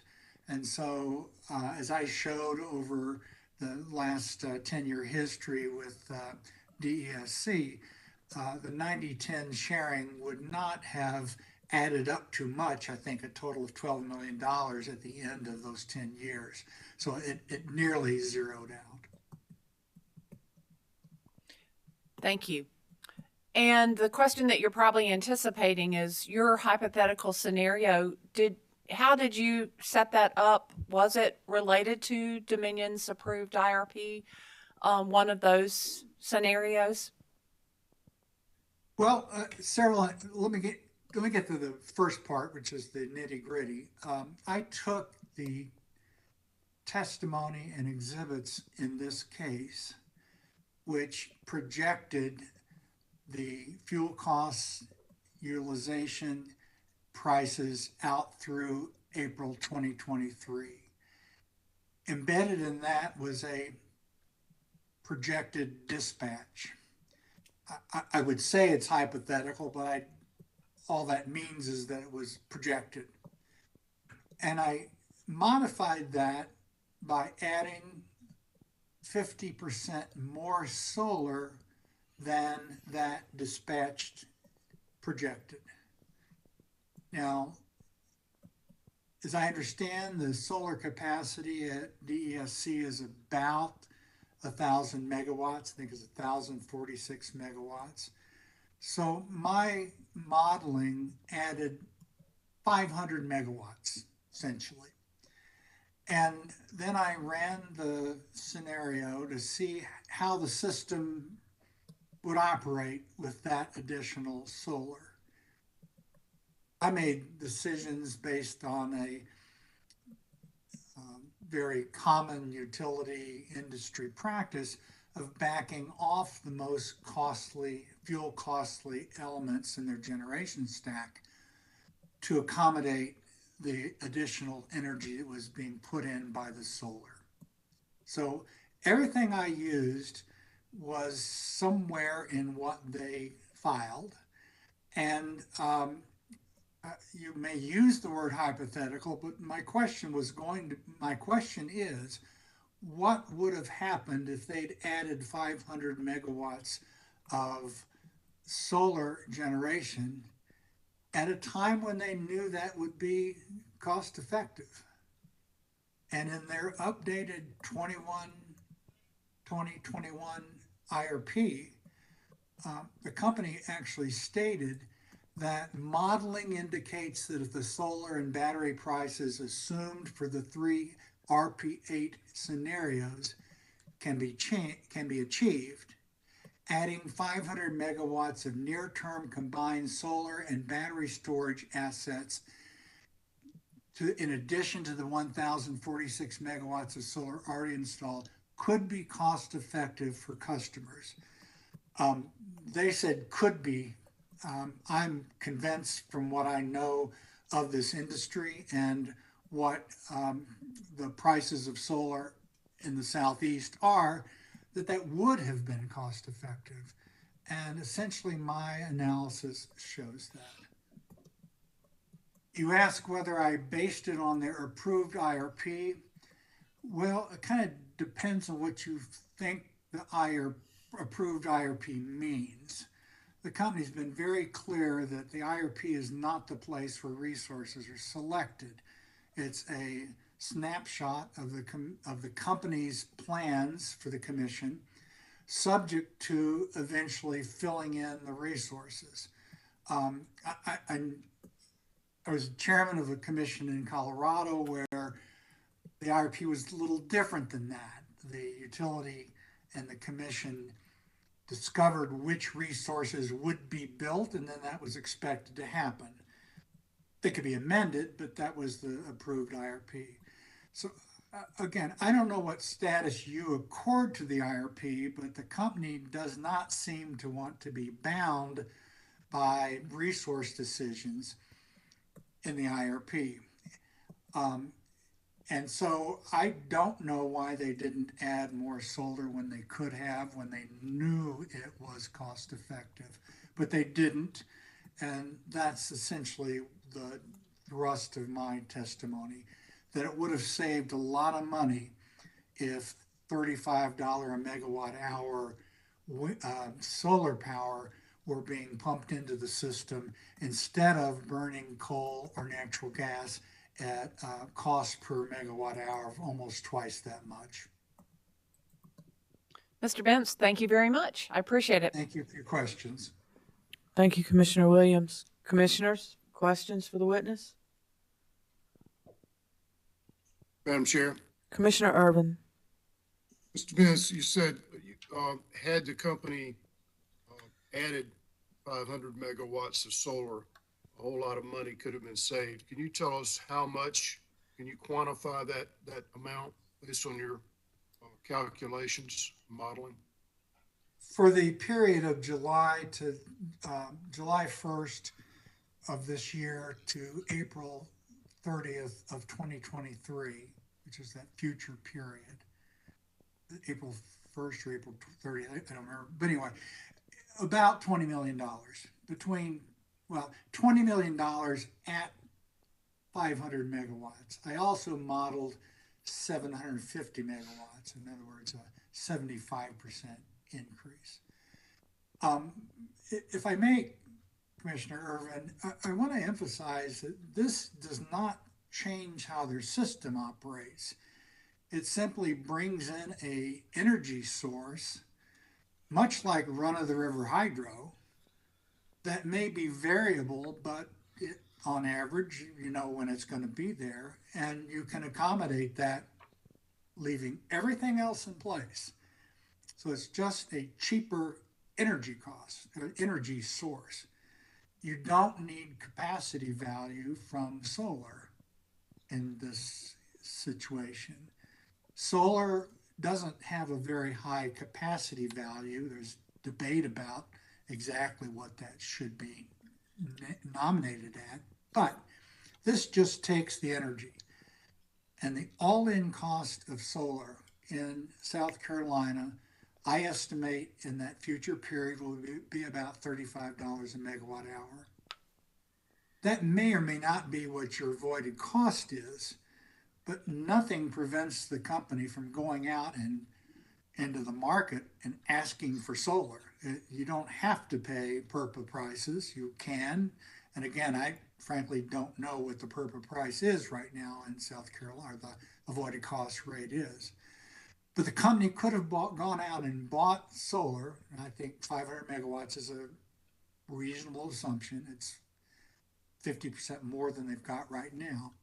And as I understand it, all of that 1,000 megawatts is essentially avoided cost PERPA contracts. I think you heard one of the DSC witnesses say that people were proposing projects and they were paying avoided cost rates to those projects. That's fine.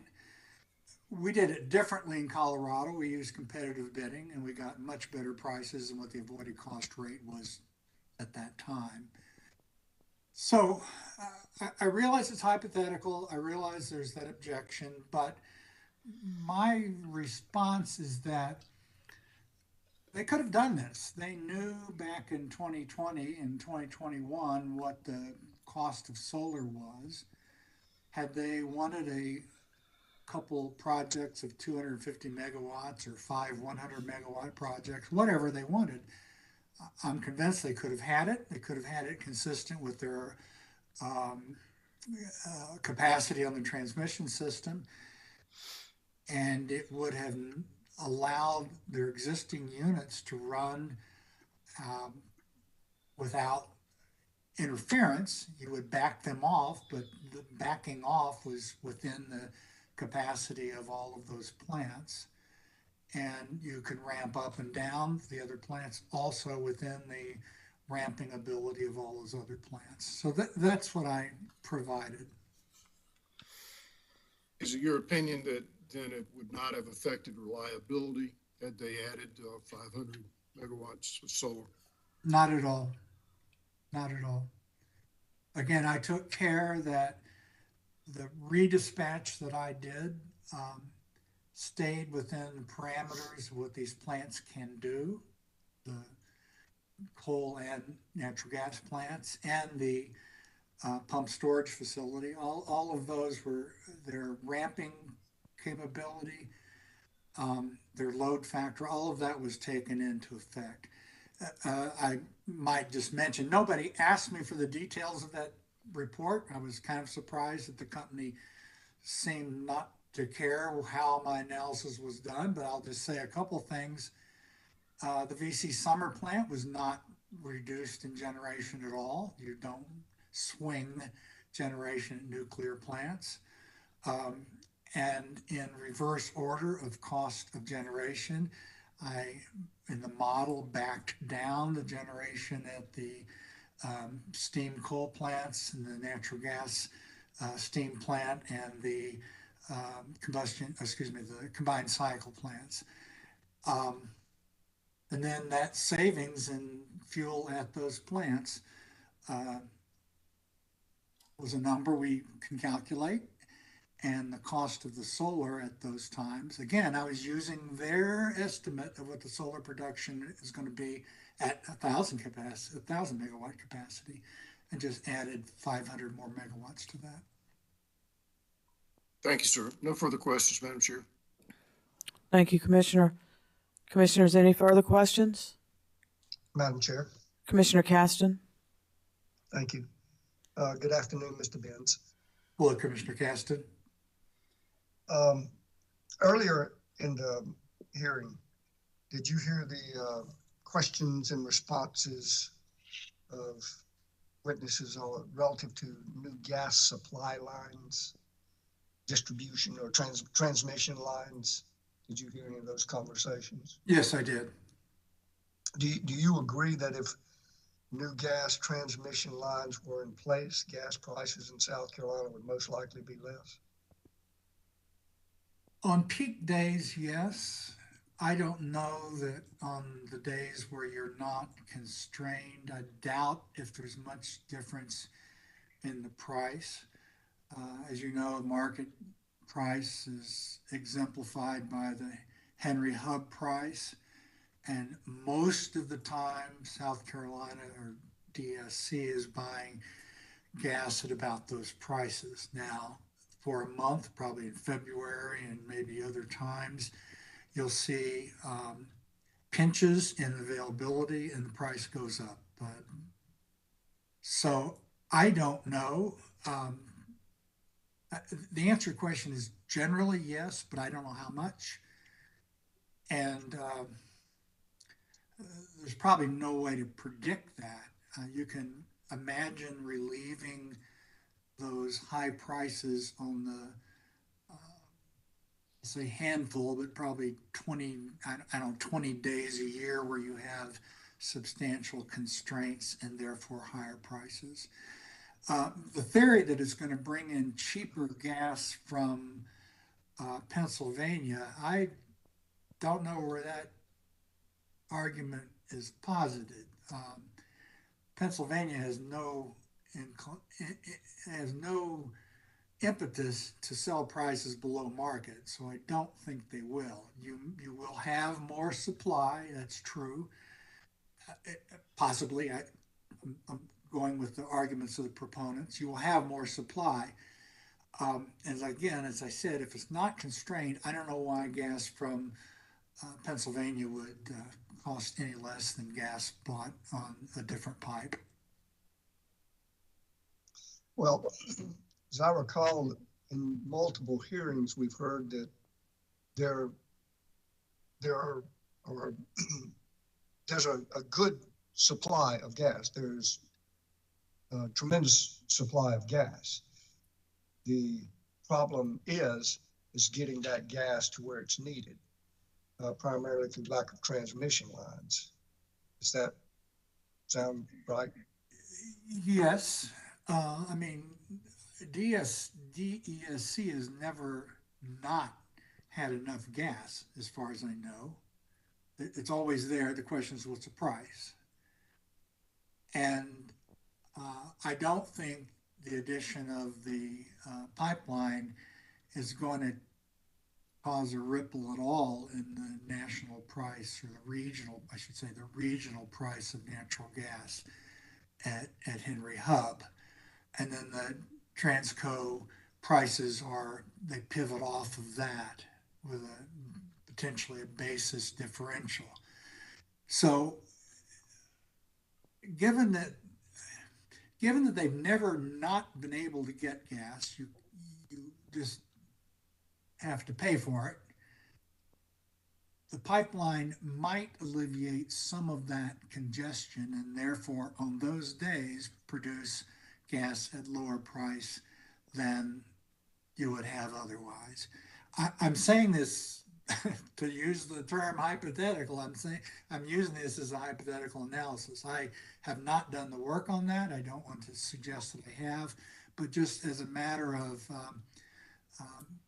energy economics, I think you might save some, but much of the gas pricing that we see in this case would not have been affected at all by additional pipeline capacity, as far as I can tell.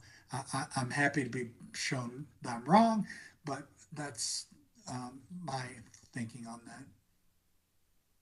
I understand, and Mr. Benz, I'm no economist either, and I certainly don't know what would happen, but I've heard throughout the course of my life that supply and demand does matter, and it seems to. But I guess the truth of the facts is we know now what it is, but we don't know what it would be if additional transmission lines were in place. So I guess that is a hypothetical.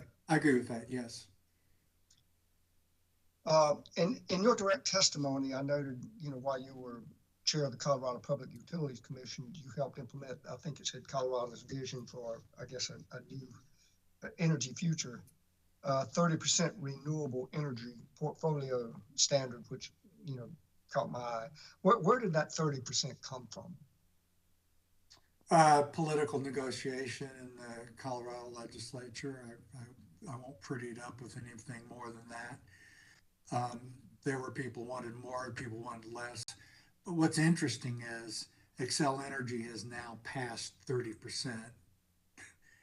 The law with respect to the largest utility in the state is not really binding at the moment.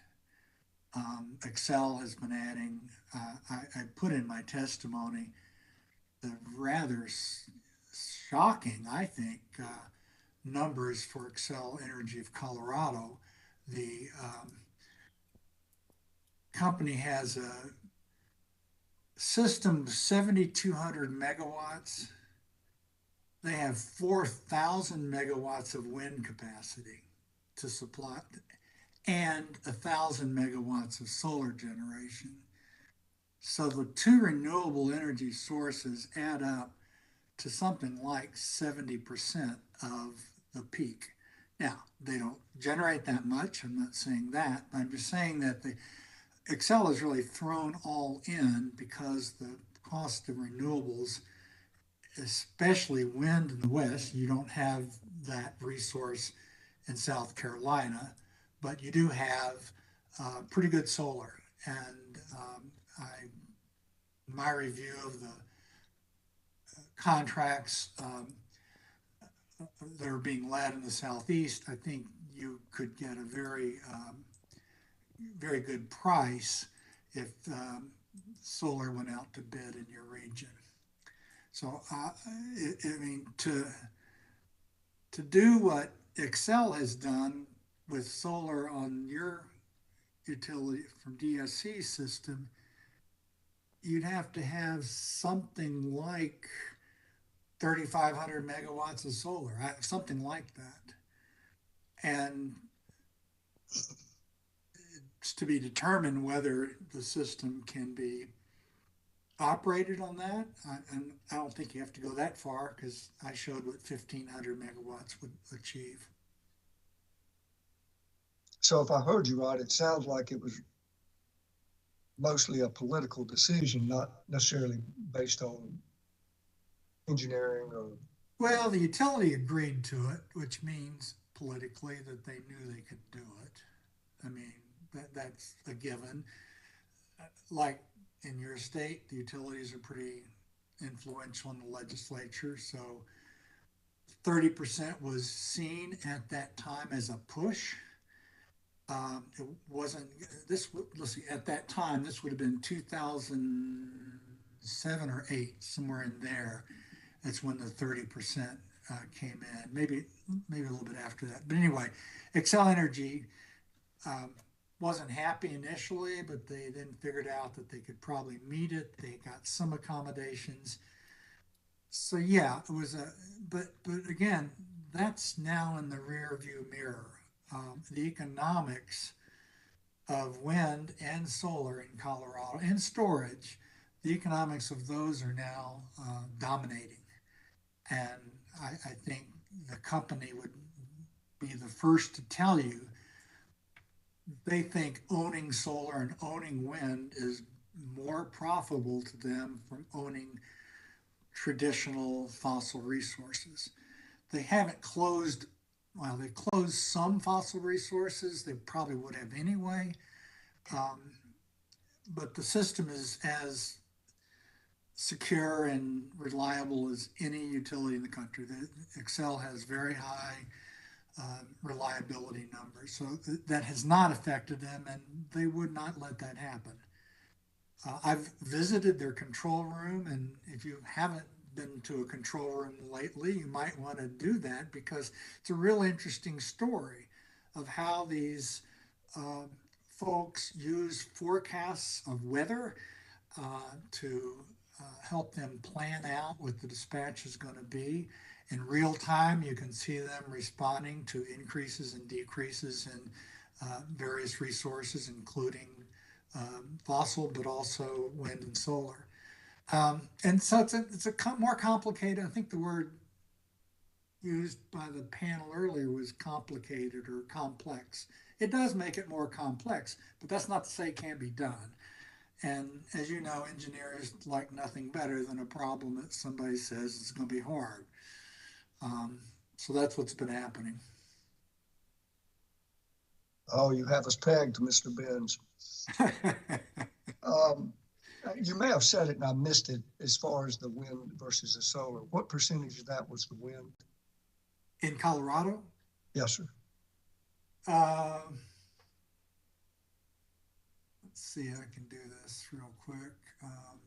It's about 80% wind and 20%, no, about 75%, 25%. That's about what they have going. 4,000 megawatts of, okay, I can do this real easy.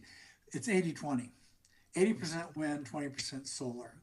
But the solar is recent and it's growing, and they're adding more solar now than they were when prices of solar were somewhat higher. Okay, I couldn't recall, but I know the times I've been there, it seems like on the plains, especially up on the mountains, you get some pretty good winds. Yeah, the winds in the mountains are actually too strong. You go up on a ridge. Yeah, you go up on a ridge in the Rocky Mountains, you don't want to put a wind turbine because it won't last. But I can't imagine. Eastern Colorado is where the wind resources are. Probably wouldn't be well received putting wind turbines on top of the Rocky Mountains anyway. That's a different issue, but you're right.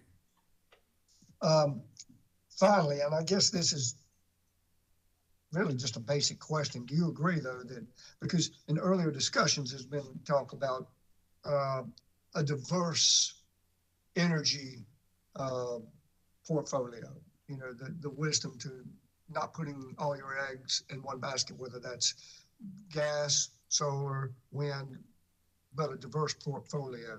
Do you agree with that? Yes, I do. And decisions should be made based on safe, reliable sources that are that make good economic sense in the best interest of the customer and the utility, correct? I wouldn't have it any other way. Good enough. I appreciate it, Mr. Benz, and thank you so much. Thank you.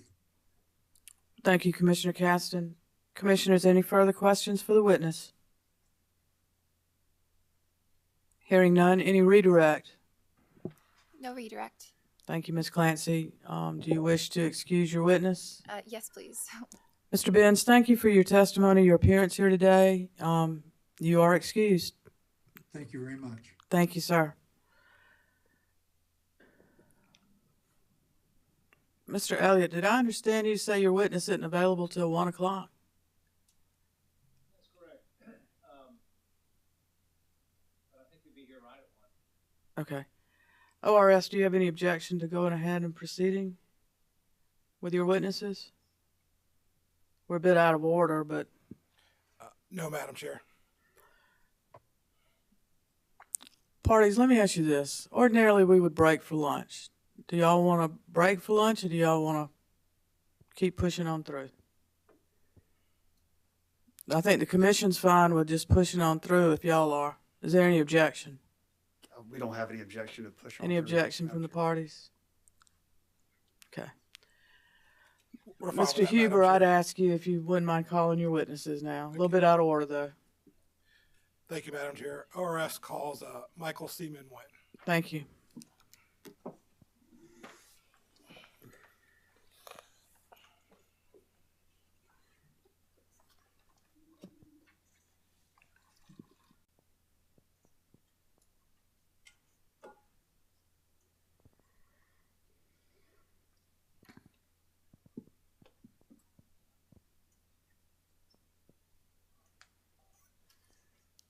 Mr. Seaman Wynn, before you're seated, would you state your name, please?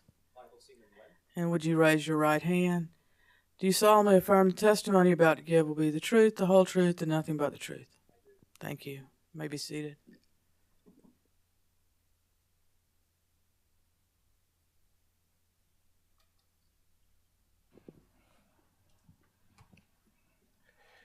And Madam Chair, just for planning purposes, Mr. Seaman Wynn is, of course, testifying in person. Our second witness, Mr. Hyatt, will be testifying virtually. Thank you, Mr. Huber. Mr. Seaman Wynn, will you please state your name for the record? My name is Michael Seaman Wynn. And by whom are you employed and in what capacity? I am the Deputy Director of Energy Operations at the Office of Regulatory Staff. Did you prepare or cause to be prepared 13 pages of direct testimony and 5 exhibits, which were pre-filed in this docket on October 28th, 2022? Yes. Did you also prepare or cause to be prepared 13 pages of corrected direct testimony, which was filed in this docket on November 14th, 2022? Yes. What were the corrections reflected in your corrected direct testimony? On page 10, line 11, $149.74 was changed to $150.78. $16.95 was changed to $17.99, and 12.8% was changed to 13.5%. Do you have any changes, edits, or corrections to your pre-filed corrected direct testimony? No, I do not. Madam Chair, ORS asks that the pre-filed corrected direct testimony of Michael Seaman Wynn be entered into the record of the case as if given orally from the stand. Mr. Huber, I want to ask for clarification if I could. You are just entering the corrected, you don't plan on entering the direct? No, just the corrected. All the changes are reflected in the corrected, and we just wish to enter the corrected direct. Is that agreeable with the parties? Because I think the stipulation said that both copies would be admitted. I believe it just references the corrected direct.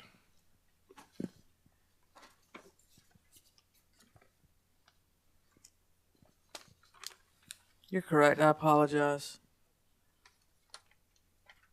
Thank you. Mr. Seaman Wynn's corrected direct testimony will be entered into the record as if given orally from the stand. Mr. Seaman Wynn, did you also file 5 exhibits marked as Exhibit MSH1 through Exhibit MSH5 with your pre-filed corrected direct testimony? Yes, I did. What were the corrections reflected in the exhibits filed with your corrected direct testimony? On Exhibit MSH-5, in the column labeled DESC Proposed Bill Incorporating ORS Recommended Adjustment, I corrected $149.74 to $150.78. Do you have any changes, edits, or corrections to the exhibits that were filed with your corrected direct testimony? No, I do not. Madam Chair, ORS asks that the 5 exhibits marked as Exhibit MSH1 through Exhibit MSH5, which were filed with the corrected direct testimony of Michael Seaman Wynn, be entered into the record as the next composite hearing exhibit.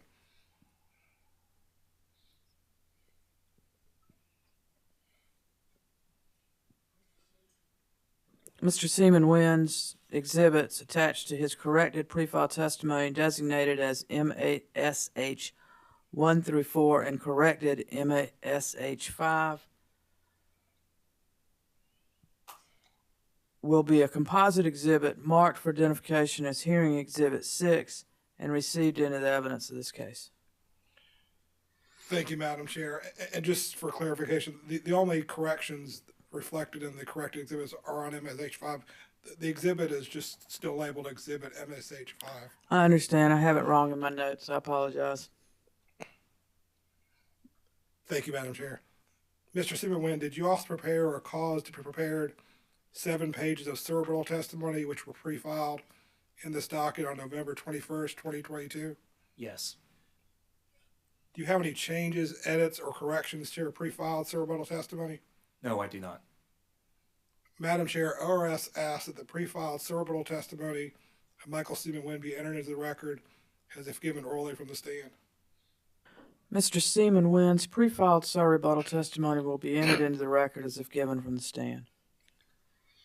Mr. Seaman Wynn, did you also file 2 exhibits marked as cerebral exhibit MSH1 and MSH2 with your pre-filed cerebral testimony? Yes. Do you have any changes, edits, or corrections to those exhibits? No, no, I do not. Madam Chair, ORS asks that the 2 exhibits marked as cerebral exhibit MSH1 and MSH2 filed with the cerebral testimony of Michael Seaman Wynn be entered into the record as the next composite hearing exhibit. Mr. Seaman Wynn's exhibits cerebuttal MSH1 and 2 will be marked for identification as Hearing Exhibit 7 and received into the evidence of this case. Mr. Seymour, did you prepare a summary of your direct and surrebuttal testimony? Yes, I have. Will you please present that summary to the commission? Yes. Good afternoon, Madam Chair, members of the Commission. My testimony sets forth the ORS findings and recommendations resulting from its examination of Dominion Energy South Carolina's application for a mid-period adjustment to base rates for the recovery of fuel costs associated with its provision for electric service to retail customers in South Carolina. ORS reviewed the company's forecasted costs of fuel for coal, natural gas, number 2 fuel oil, fuel transportation, and purchase power for the period of November 2022 through April 2023. Based on ORS's review and examination, ORS concluded the company's forecast utilized market data current at the time of the filing of its testimony. The company's sales projections are reasonable and aligned with historical sales data. The company's forecasted costs are reasonable, and the company's system dispatch forecast is reasonable. ORS did have certain recommendations in its direct testimony, including reduction of $4,820,304 in unsupported nuclear fuel costs, the company providing an update to the forecast using current commodity prices, the company providing an evaluation on the feasibility, costs, and benefits to customers of instating a natural gas hedging program, and the company providing an update to ORS and the Commission no later than March 31st, 2023 on the Mountain Valley Pipeline Project. The company provided an update to its forecasts in the rebuttal testimony of company witness Rooks. Additionally, the company included actual operating experience for the period of July 2022 through October 2022. Utilizing this forecast and incorporating ORS's recommended adjustments, ORS recommends setting the company's base fuel component at 3.806 cents per kilowatt hour compared to the company's requested 4.877 cents per kilowatt hour. If approved by the Commission, the rates proposed, including ORS's recommended adjustments, would increase the typical monthly bill for a residential customer using 1,000 kilowatt hours from $132.79 to approximately $140.53, a net increase of $7.74 or 5.8%, excluding gross receipts tax and regulatory fees. For commercial and industrial customers, the proposed rates would increase the average monthly bills by approximately 7.0% and 11.1% respectively. Subsequent to the filing of my testimony, a stipulation was entered into between all of the parties in this proceeding. The parties agreed to accept all of ORS's recommendations and adjustments as described in ORS's direct and surrebuttal testimonies.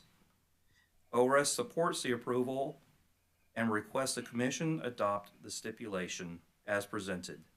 This concludes my summary. Thank you, Mr. Seymour. Madam Chair, Mr. Seymour is now available for questions from the Commission. Thank you, Mr. Huber. Commissioners, questions of this witness? Commissioner Thomas? Thank you. Thank you for being here this afternoon. I just would like to hear your thoughts on the Mountain Valley Pipeline and what you believe the potential impact is. I guess I heard one thing from Ms. Jackson and another thing from Mr. Benz, and just kind of trying to look for the middle ground here. Maybe you're not the right person to ask, but do you have any thoughts or comments on how that might impact gas costs to South Carolina customers? I believe that Ms. Jackson's analysis is accurate. Of course, the proof will be in the pudding if the project is completed, but it should provide the opportunity for lower price gas from the Pennsylvania shale region to be available to Dominion in South Carolina. Okay, thank you. That's all I have. Thank you, Commissioner. Commissioners, any other questions?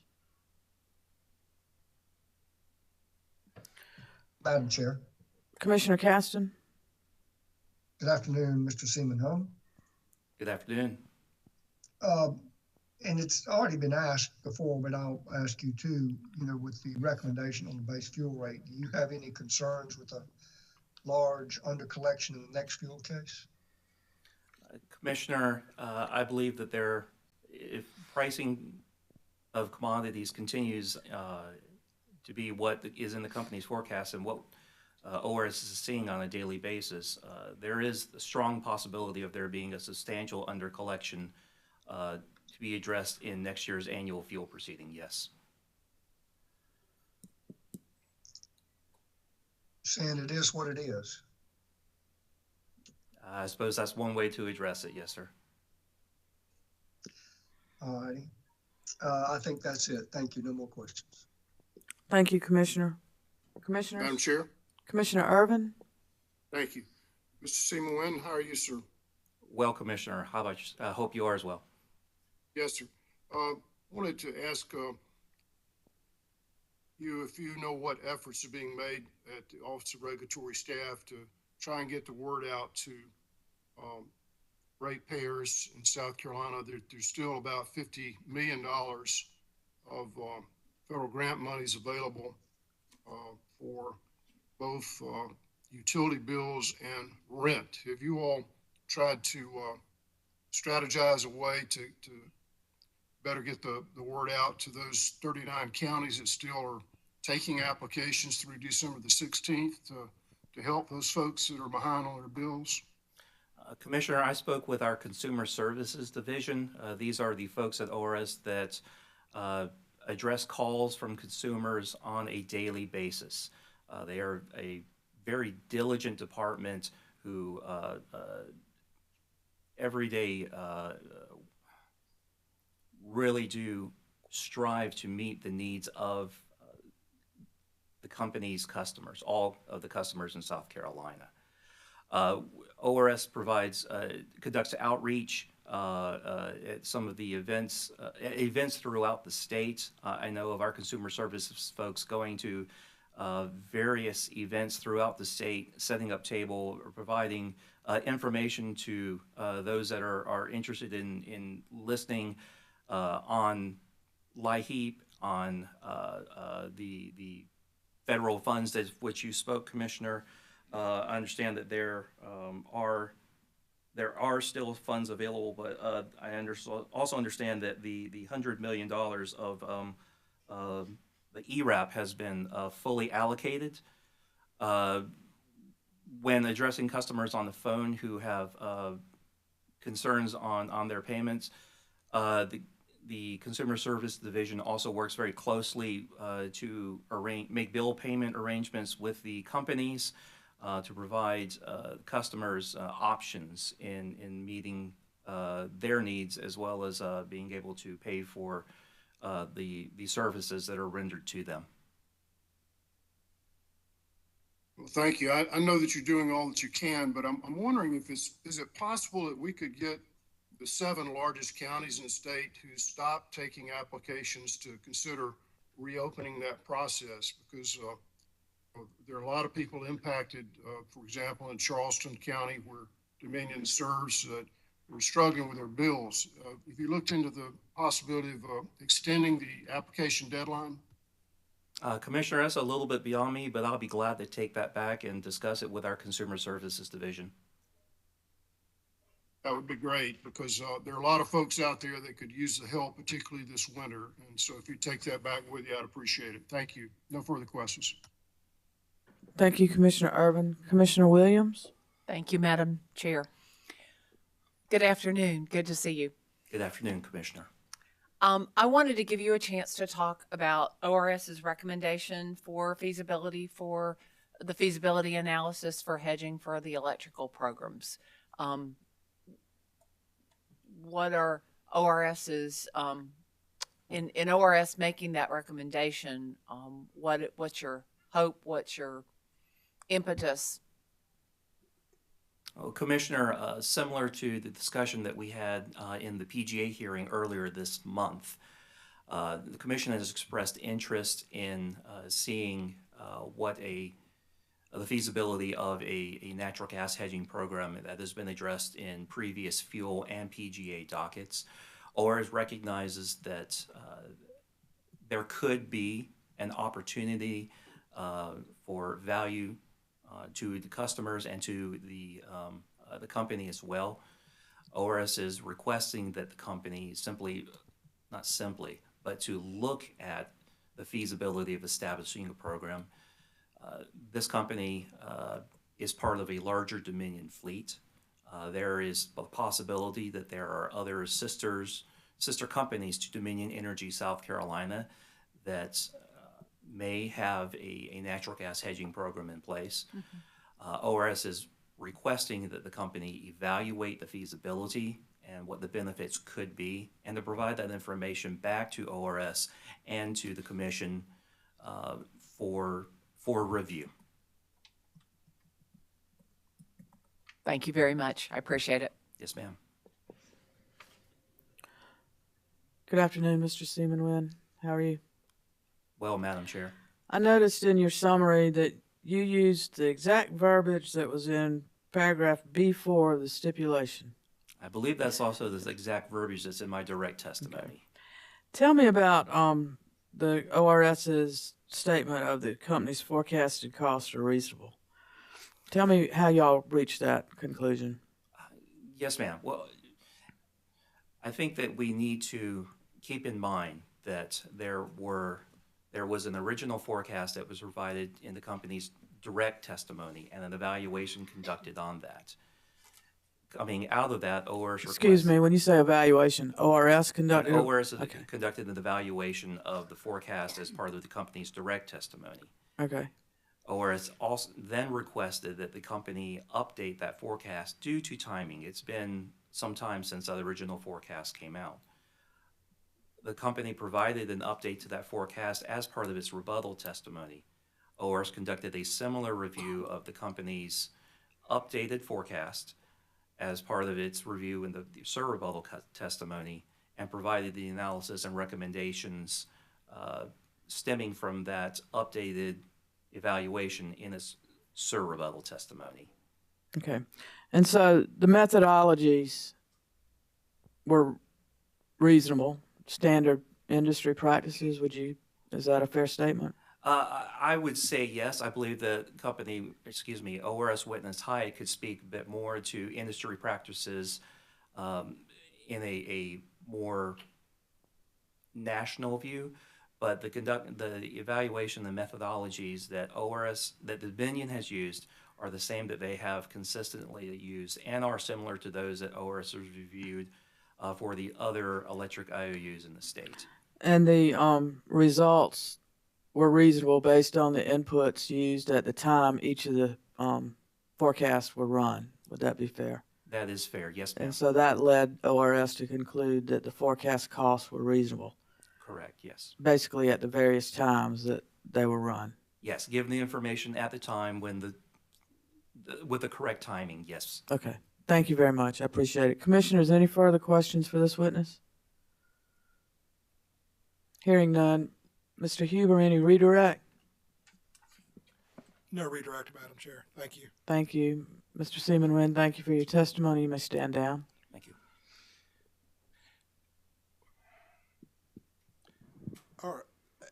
ORS calls. Madam Chair, Ms. ORS Givens. calls Philip Hayett to the stand. And as Mr. Huber mentioned previously, he's testifying virtually. Correct. Do we have Mr. Hayett virtually? Yes, I am here. Good afternoon, Mr. Hayett. I'm going to ask you to state your name for me, please. My name is Philip Hayett. And would you raise your right hand and let me administer the oath? Do you solemnly affirm the testimony you're about to give will be the truth, the whole truth, and nothing but the truth? I do. Thank you, Mr. Hayett. Ms. Given?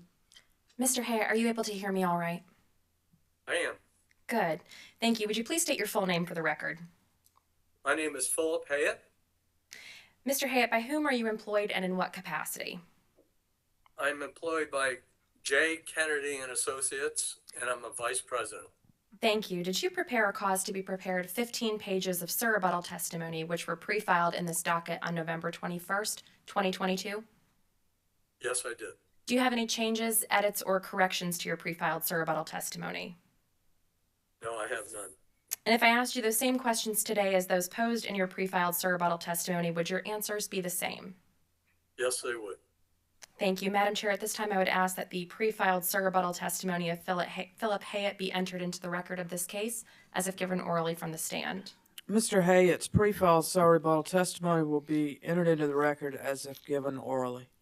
Thank you, Madam Chair. Mr. Hayett, did your pre-filed surrebuttal testimony also include 2 exhibits marked as PH1 and PH2? Yes, they did. Do you have any changes, edits, or corrections to your exhibits? I do not. Thank you. Madam Chair, at this time I would ask that exhibits PH1 and PH2 be entered into the record of this case as a composite hearing exhibit. Mr. Hayett's pre-filed surrebuttal exhibits marked PH1 and PH2 will be a composite exhibit marked for identification as hearing exhibit 8 and received into the evidence of this case. Thank you, Madam Chair.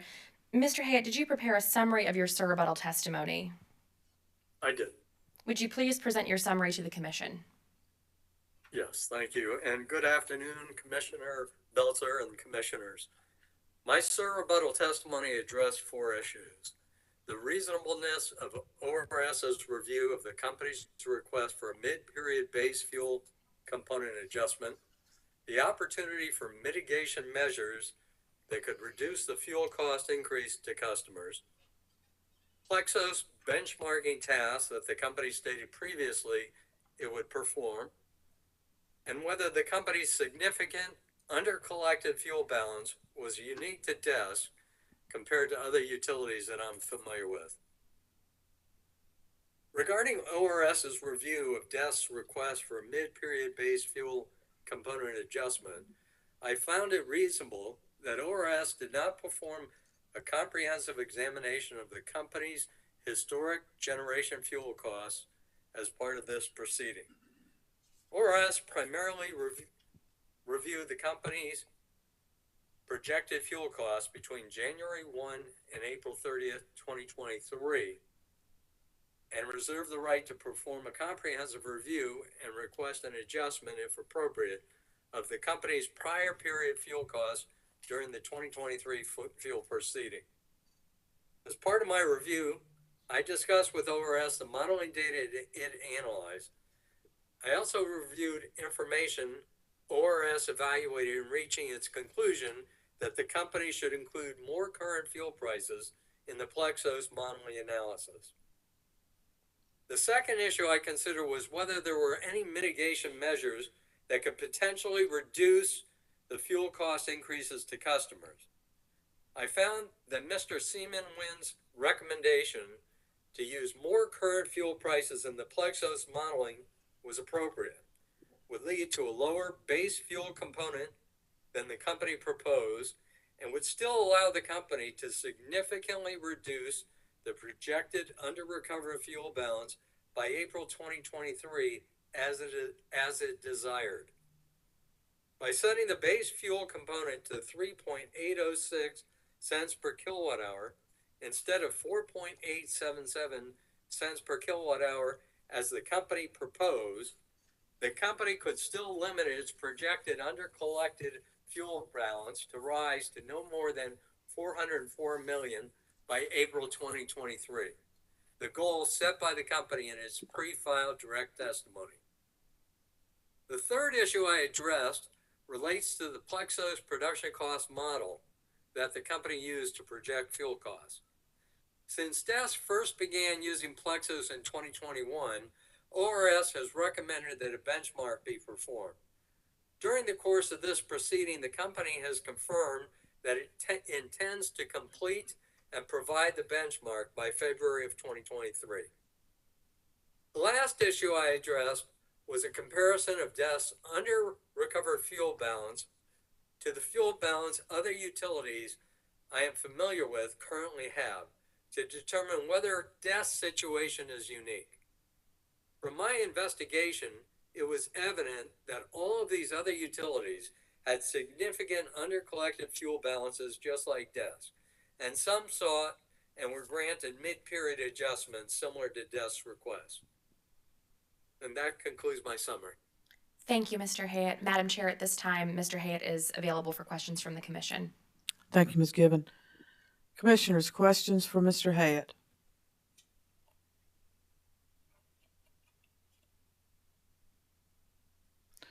Hearing none, I suppose there's no redirect.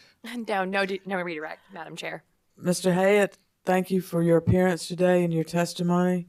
You may be excused. Thank you. Thank you, Madam. I was about to ask if Mr. Hayek could be excused, but it sounds like you've heard that. Thank you, Madam. Thank you.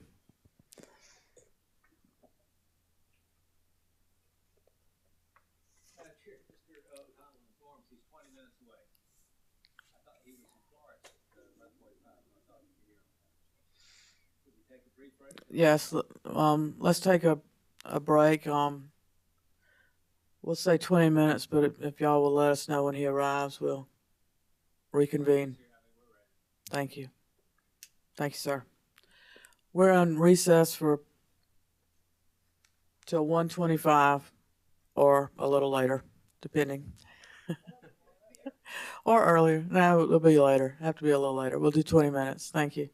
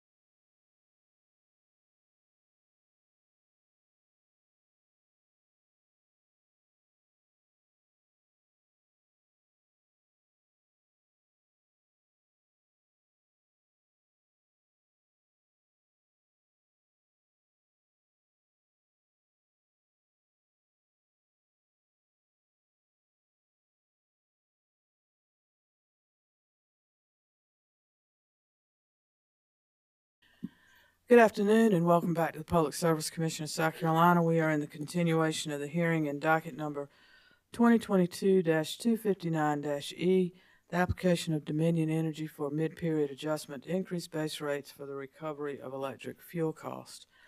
Let's take a roll call of commissioners. With us virtually, we have Commissioner Irvin and Commissioner Caston. Present in the hearing room, we have Vice Chair Powers, Commissioner Thomas, Commissioner Carolee Williams, and Chair Belser. Mr. Elliott.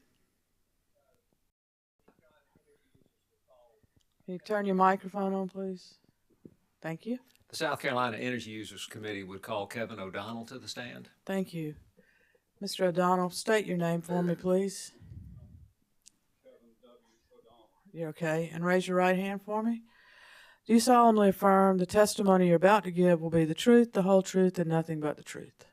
Thank you, sir. And if you'd turn that microphone on, that would be a great help. Thank you.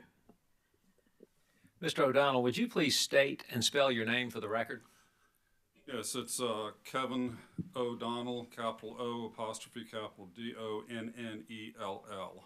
And Mr. O'Donnell, by whom are you employed and in what capacity? I'm president of Nova Energy Consultants in Cary, North Carolina. And what are your duties and responsibilities with Nova Energy Consultants? We do wholesale power projects. We also do retail rate litigation, expert witness assistance. Thank you. Mr. O'Donnell, did you cause to be prepared and pre-filed with this commission 7 pages of direct testimony? Yes, I did. Have you had an opportunity to review your testimony here this afternoon? Yes, I did. Do you have any corrections or revisions to your direct testimony? No, I do not. If I asked you those same questions today, would your answers be the same? Yes, they would. Thank you. Madam Chair, I would move the pre-filed direct testimony of Mr. O'Donnell into the record as if given orally. Mr. O'Donnell's pre-filed direct testimony will be entered into the record as if given from the stand. Thank you. And Mr. O'Donnell, appended to your pre-filed direct testimony was your appendix, your resume. Do you have any changes to your resume? No, I do not. Madam Chair, would move Appendix A to Mr. O'Donnell's pre-filed direct testimony into the record as the next hearing exhibit. Are you doing his exhibits? Isn't there also an exhibit attached to that? Yes, I'll You're do do a that. composite, the appendix, and then the. Well, let's just do a composite if that's all right, okay. and to that end, Mr. O'Donnell, did you prepare one exhibit to your pre-filed direct testimony? Yes, I did. Do you have any changes or revisions to that exhibit? No, I do not. Madam Chair, we'd move the appendix and the exhibit into the record as a composite hearing exhibit. Appendix A and Exhibit KW01 attached to Mr. O'Donnell's pre-filed direct testimony will be marked for identification as a composite exhibit number 9 and received into the evidence of this case. Thank you, ma'am. Mr. O'Donnell, did you cause to be prepared and pre-filed with this commission 5 pages of surrebuttal testimony? Yes, I did. Have you had an opportunity to review your surrebuttal testimony? Yes, I have. Do you have any corrections or revisions to your surrebuttal testimony? No, I do not. If I asked you those same questions again this afternoon, would your answers be the same? Yes, they would. Madam Chair, would move the surrebuttal testimony into the record as if given orally from the stand. Mr. O'Donnell's pre-filed surrebuttal testimony will be entered into the record as if given orally. Thank you, ma'am. Mr. O'Donnell, do you have a summary? Yes, I do. Would you please present it? Yes. My name is Kevin W. O'Donnell, and I am appearing in this case on behalf of the South Carolina Energy Users Committee, SCIC, that represents large manufacturers throughout South Carolina. On October 28, 2022, Counsel for SCIC filed my testimony in this case, in which I outlined my position in regards to the company's application in this case. On November 21, 2022, SCIC filed my surrebuttal testimony. I support the settlement between the Office of Regulatory Staff, SCIC, and Dominion Energy, South Carolina. I believe the settlement is in the best interest of all parties in this case. This completes my summary. Thank you, Mr. O'Donnell. Please answer any questions the commission might have. Commissioners, questions for this witness?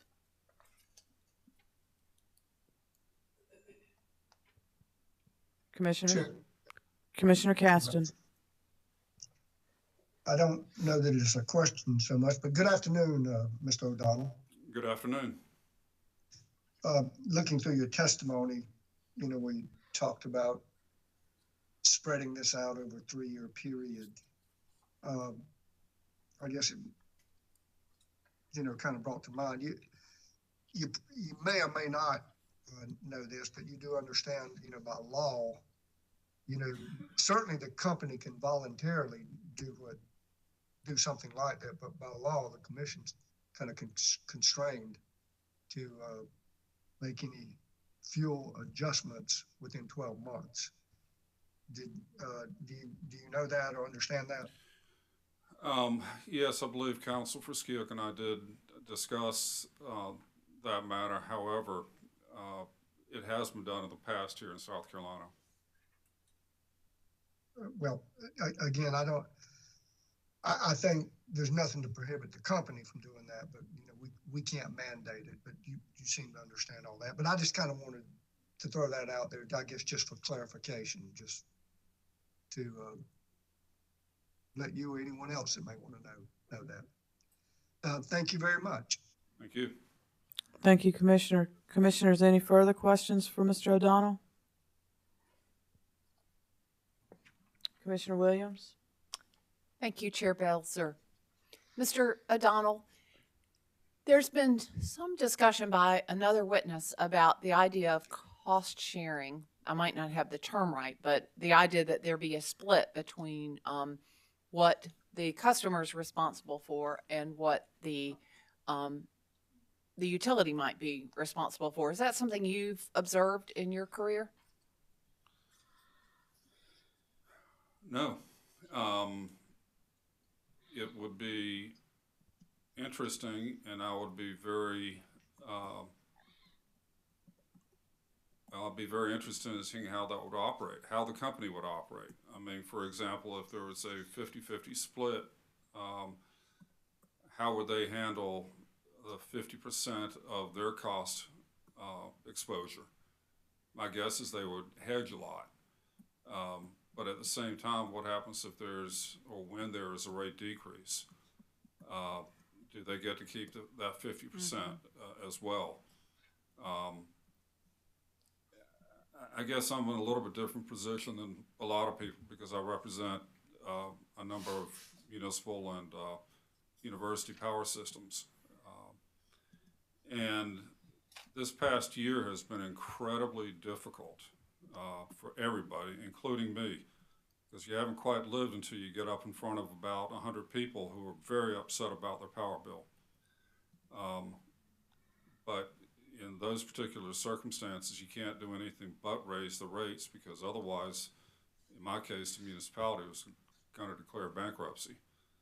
So I have not seen anything quite like what you're referring to. I don't know how it would work.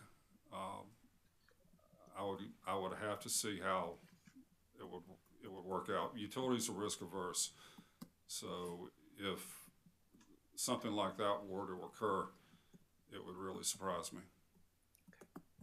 Thank you. I appreciate your answering that on the fly. Thank you. Good afternoon, Mr. O'Donnell. Thank you for your appearance here today. You stated in your summary that you and on behalf of South Carolina Energy Users Committee supports the settlement agreement. Is that correct? Yes. And in your testimony, you'd indicated that the mid-year adjustment as originally proposed, I think you used the term budget buster. Yes. Something along those lines. Is it your position that the stipulation mitigates the increase to an extent that the Energy Users Committee is something that they can assume or weather, I should say? We could live with it. Okay. It's not ideal, but I mean, inflation is going up across the board everywhere. And energy commodities is worse than other areas that I've seen. The good news is, and I think that's part of the reason for what the IRS did in this case, is that as you look out in the gas forward markets. We're seeing gas prices come down. When I was last here, we were looking at, 2 months ago, we were looking at forward prices in January and February here in Zone 5 of $20 an MMBTU. It's now about $14 an MMBTU. It's coming down, but we still have a ways to go. So SCIA can handle it. It's not ideal, but we do recognize that we're in unsettling times. The problems we have here in the Carolinas is a lot more than just the commodity cost of natural gas. We have a pipeline that's highly constrained. And I noticed that there was talk about this in the settlement agreement. We need more pipelines badly in the Carolinas, both north and south. We need to get some of that Marcellus and Appalachian gas flowing from north to south because our growth is going to depend on it. And right now we're hurting for capacity. Okay. Thank you, Mr. O'Donnell. Commissioners, any further questions for this witness? Hearing none. Mr. Elliott, any redirect?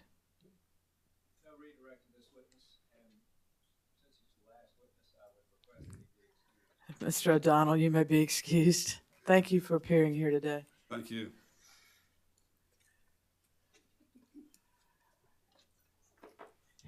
Anything else from the parties? I believe there was an email sent to party council short time ago about proposed orders. Is that correct? December 15th. Does that sound correct? Chair Belzer, I've not seen that email yet, but Yeah, it was sent a couple of weeks ago. It's on the DMX, actually. It's on the DMS, actually, so I hope. But I will note that there have not been any replies that have been put on the DMS, so that was why I was bringing the data. Well, I will curate my inbox and try to find that email response. I'll But tell you December 15th sounds fine to company. If not, look on the DMS, or earlier. That's, if you want to get it in earlier, that helps too. And if there are any objections or anything, please copy all parties and correspond with Ms. Clausen if you would. But otherwise, we'll look for them on that date. Parties, I'd like to thank you, as always, for y'all's professionalism and working through some difficult issues, and appreciate all y'all put forth today. And if there's nothing further to come before the commission today, last chance, we'll adjourn this hearing. Thank you very much.